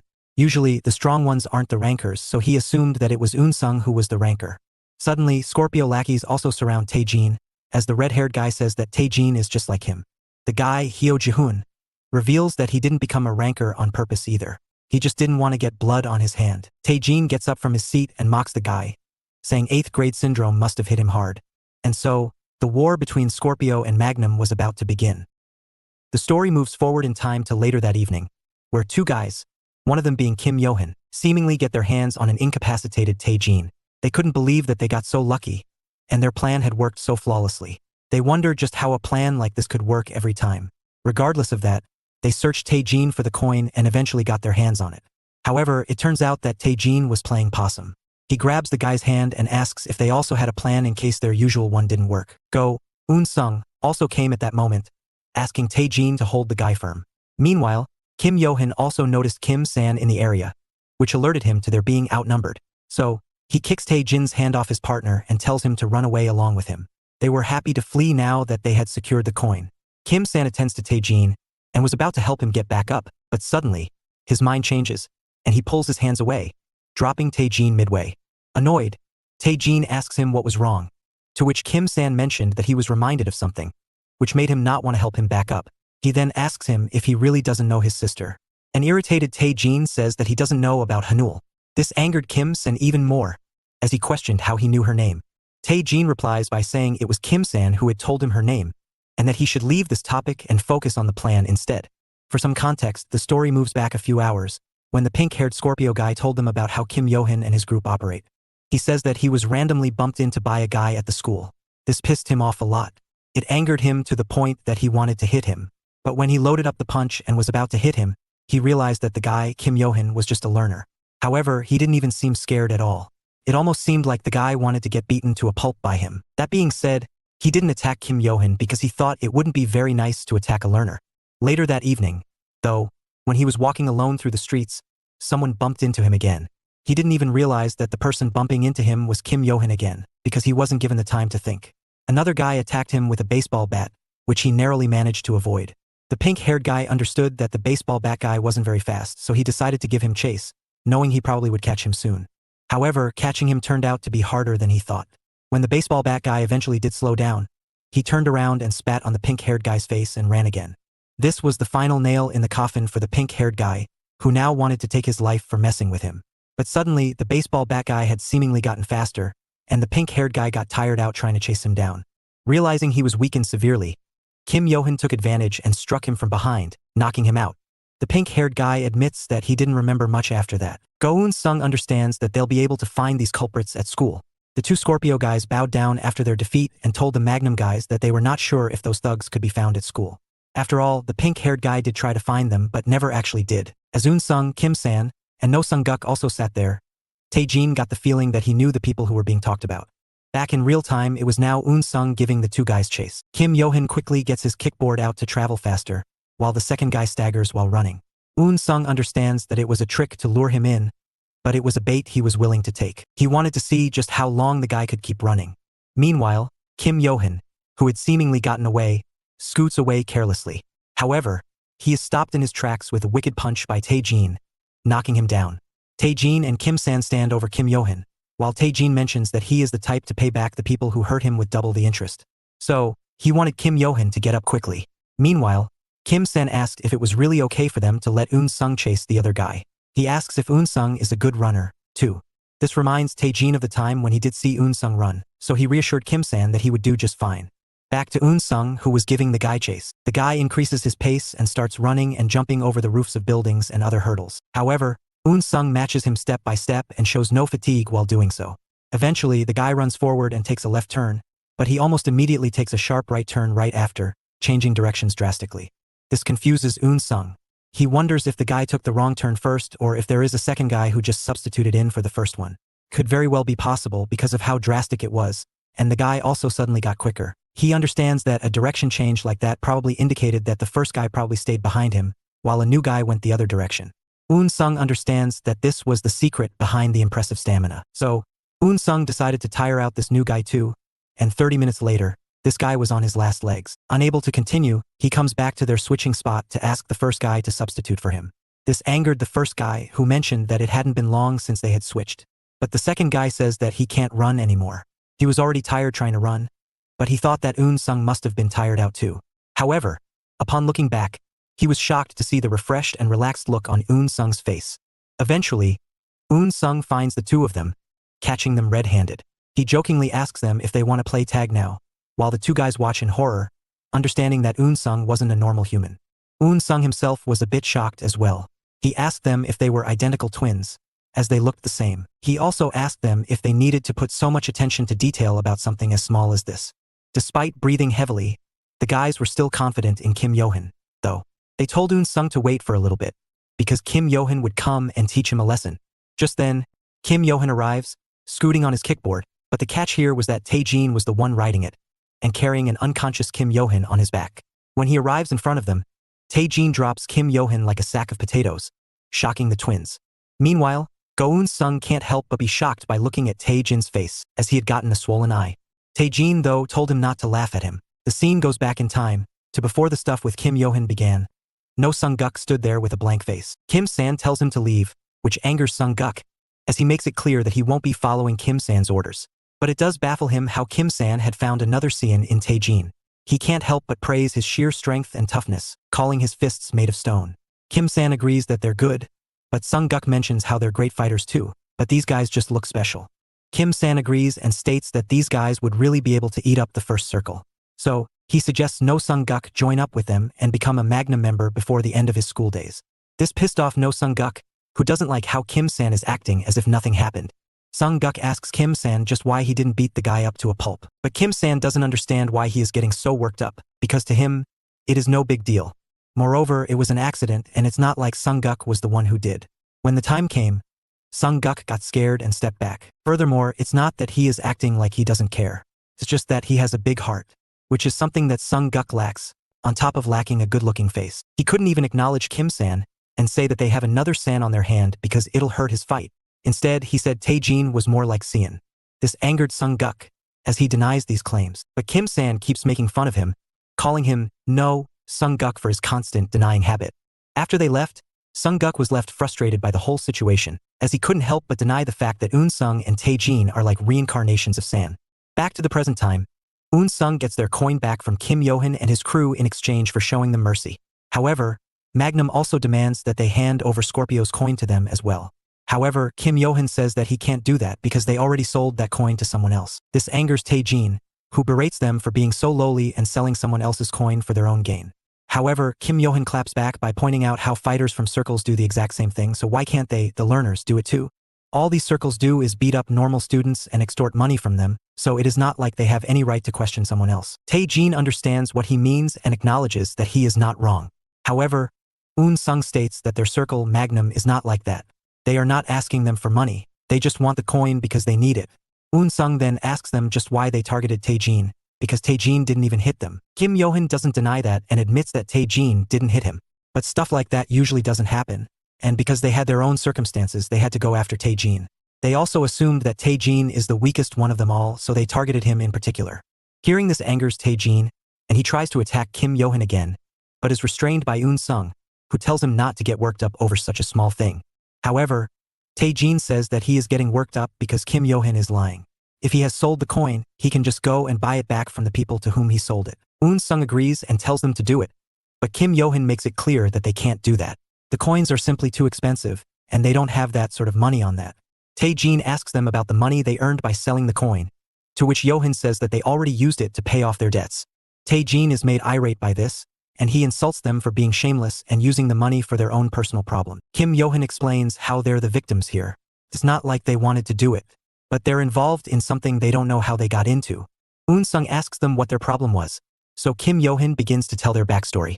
He begins by saying how he and the twin brothers have always been friends since middle school. They weren't a circle, though, but the three of them were a formidable gaming team. However, things got a bit hard when they had to go to different schools for high school. Kim Yo-hyun and Sang-hoon went to Myong High School, whereas Sung-hoon went to Gyeomjeon High School. Despite that, the three of them still met up after school for their gaming adventures. On one such occasion at a PC cafe near Gyeomjeon High, they were playing games when suddenly, they ran into Choi Jae-min. Kim Yo-hyun only ever got into one fight during middle school, and it was with this guy. He was a bully who tried to steal and wear Yo-hyun's gym clothes. Naturally, Yo-hyun did not want his clothes to have someone else's sweat or smell on them, so they were tugging at them. Eventually, Yo-hyun swung his fists and dropped the guy to settle the matter on that day. However, when they met at the gaming cafe, Choi Jae-min and his men made sure to beat not only Yo-hyun but also the twins to a pulp. They were then made to be Jae-min's slaves, who were bullied constantly and made to follow all sorts of orders and do their dirty work. He had to bring them alcohol, cigarettes, and also the contact information of various girls. Getting cigarettes and alcohol was the toughest part, because as underage students, they couldn't directly buy them. They had to buy stuff from illegal online sellers who sold the stuff for double the price. The money became a huge toll on Yo-hyun, to the point that he went broke. So he went to Jae-min and bowed down to forgive him, and told him that he couldn't buy the stuff anymore because of the lack of money.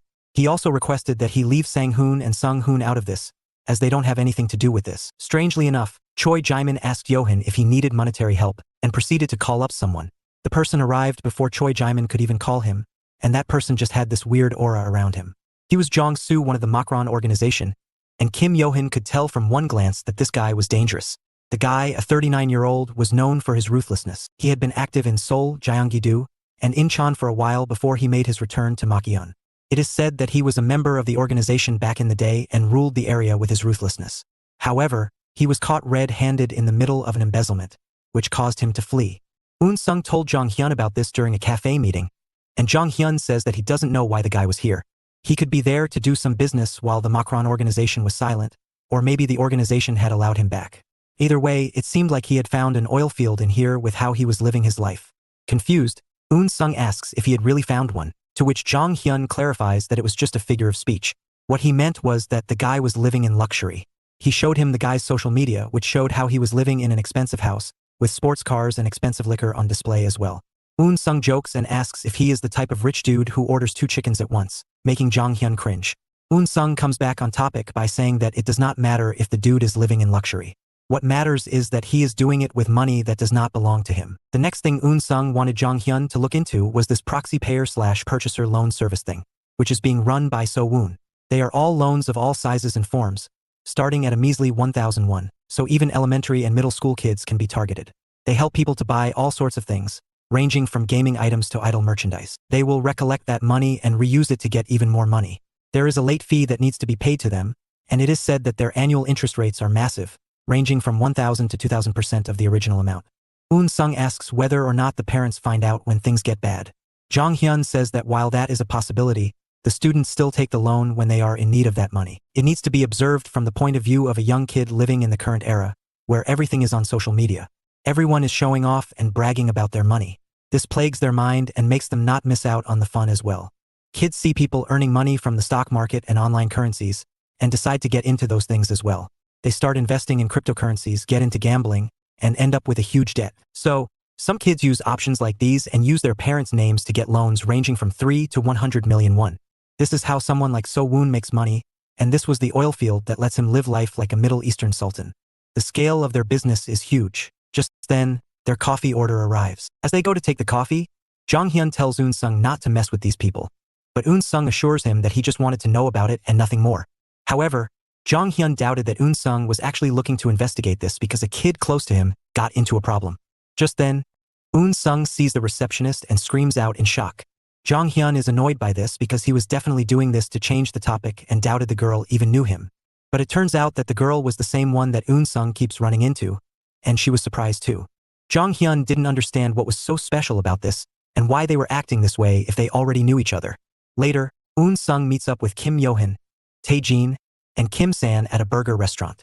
There, Unsung suggests to Kim Yohan that he baits Choi Jaemin in by telling him that he has sufficient money and that he can buy the coin back. However, Kim Yohan does not think that it is a particularly good idea because Choi Jaemin wouldn't want to come out with the coin before the money transaction is made. Unsung then suggests he tell Choi Jaemin that he has no money and that he won't be able to pay anymore from now on. However, Kim Yohan does not approve of that either because it won't work and just gets him deeper into trouble. Kim San intervenes and tells Unsung to stop because his suggestions are not going anywhere. He points out how Choi Jaemin is either a member of the Macron organization or, at the very least, is an ally of theirs, so picking a fight with him is not wise. Furthermore, he is from Gyeomjeon Technical High School, which is a different school, so picking an inter-school fight is not recommended. Small issues become big when the school borders cross over, and this would give a perfect chance to the ones in their school to take advantage. He doubts that their school guys would just opt to betray them and get a coin in return for it. Unsung praises Kim San for the deep analysis because he, himself, is not capable of thinking so far ahead. Furthermore, he does not want to do something that is risky, and he certainly does not want to put his circle mates in trouble. However, Shinte Gene is taking this matter differently.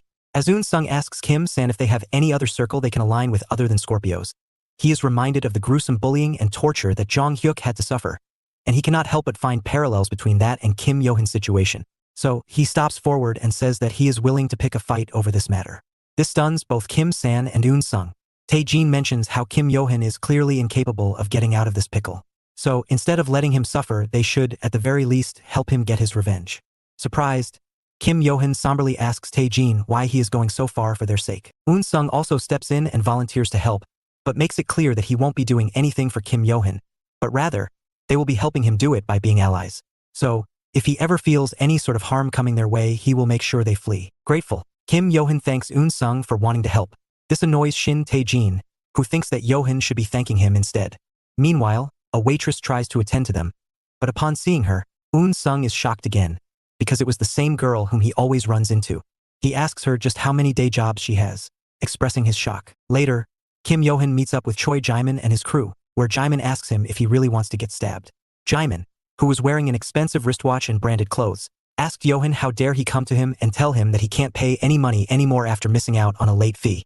Jaemin thinks he, who can't even keep promises, should cease to live. He also says that he is saying all of this out of worry for Kim Yohan. In response, Kim Yohan says that Jaemin should return the coin to him if he is really worried for him because without it, he is in a pinch. This pisses off Jaemin, who starts beating up Kim Yohan. He says that he will only return the coin once he has returned the loan. Moreover, he didn't like the tone Kim Yohan was using and asked him if he really wanted to get beaten. Hearing this, Kim Yohan smirks, and upon spotting it, Jaemin becomes more irate. He starts getting rougher as he unloads a barrage of strikes on a defenseless Yohan. He asks Yohan if he has lost his mind and if he wants to get stabbed. If so, Jaemin can just call up the guys who gave the loan to come and take care of him. Kim Yohan responds by saying he smirked, thinking about how people would react seeing him in this situation. He also asks Choi Jaemin just how much money he makes off doing these things. Does he even give a share of the money he steals from Yohan to his lackeys because it didn't look like that? This angered Jaemin beyond comprehension, and he started beating down Yohan without any second thoughts. He threatens to cut his organs out and sell them, and beats him down for what seems like an eternity. After he is done, a badly hurt Yohan gasps for breath. Jaemin still wasn't done. He was harassing Yohan, saying how he still can't believe the way Yohan was talking. He asks him if fear messed up his mind into talking like that. Yohan replies defiantly, saying there is nothing to fear about a man like Choi Jaemin, who has never won a single one-on-one fight in his life. Enraged, Choi Jaemin prepares to hit Yohan again, but suddenly, his lackeys are telling some random guy who has walked in to get out. However, that random guy was none other than Shinte Gene. The lackeys kept telling Tae Jin to get out of there, but he just wouldn't listen and kept walking forward. They soon noticed that he has earphones on, so they think he wasn't hearing what they were saying. So, one of the guys goes forward to physically tell Tae Jin to leave, but Tae Jin ends up taking the guy off his feet with a simple body blow. This leaves everyone flabbergasted. Tae Gene subsequently takes off his earphones and asks Yohan if he would be able to take care of Jaimin by himself. Shocked, Jaimin looked back at Yohan to see him up and ready to hit him. What follows is a straight-up demolition as Kim Yohan shows his class as a fighter. He outmatches Jaimin in every move, getting the better of him each time, and eventually knocking him down with a thunderous punch. Meanwhile, Kim-san and Unsung decided to stay back and wait for the two to come back. Kim-san asks if it was really okay for them to let those two go out alone and not help them. Unsung says that it should be just fine, considering he told them to come back with the guy instead of going there to fight. Furthermore, Kim-san did mention that Kim Yohan was quite good, so it shouldn't matter. Kim-san clarifies that he was only praising Kim Yohan's abilities as a tactician, and that being able to plan out stuff isn't the end-all, be-all in such conflicts. Kim-san then asks Unsung about who he was talking to. As Unsung was texting someone while talking to him, he asks him if it is his girlfriend, the girl who works a lot of part-time jobs. This embarrasses Unsung. He was about to mention how the girl was too young for him, but decided against doing it to protect his identity.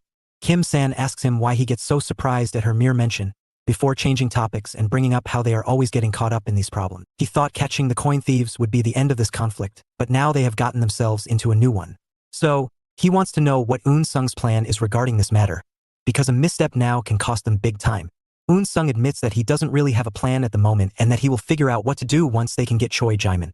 As for what he thinks about it, he doesn't like how these guys are using their proxy pay service to suck the money out of young kids, and thinks this needs to come to an end.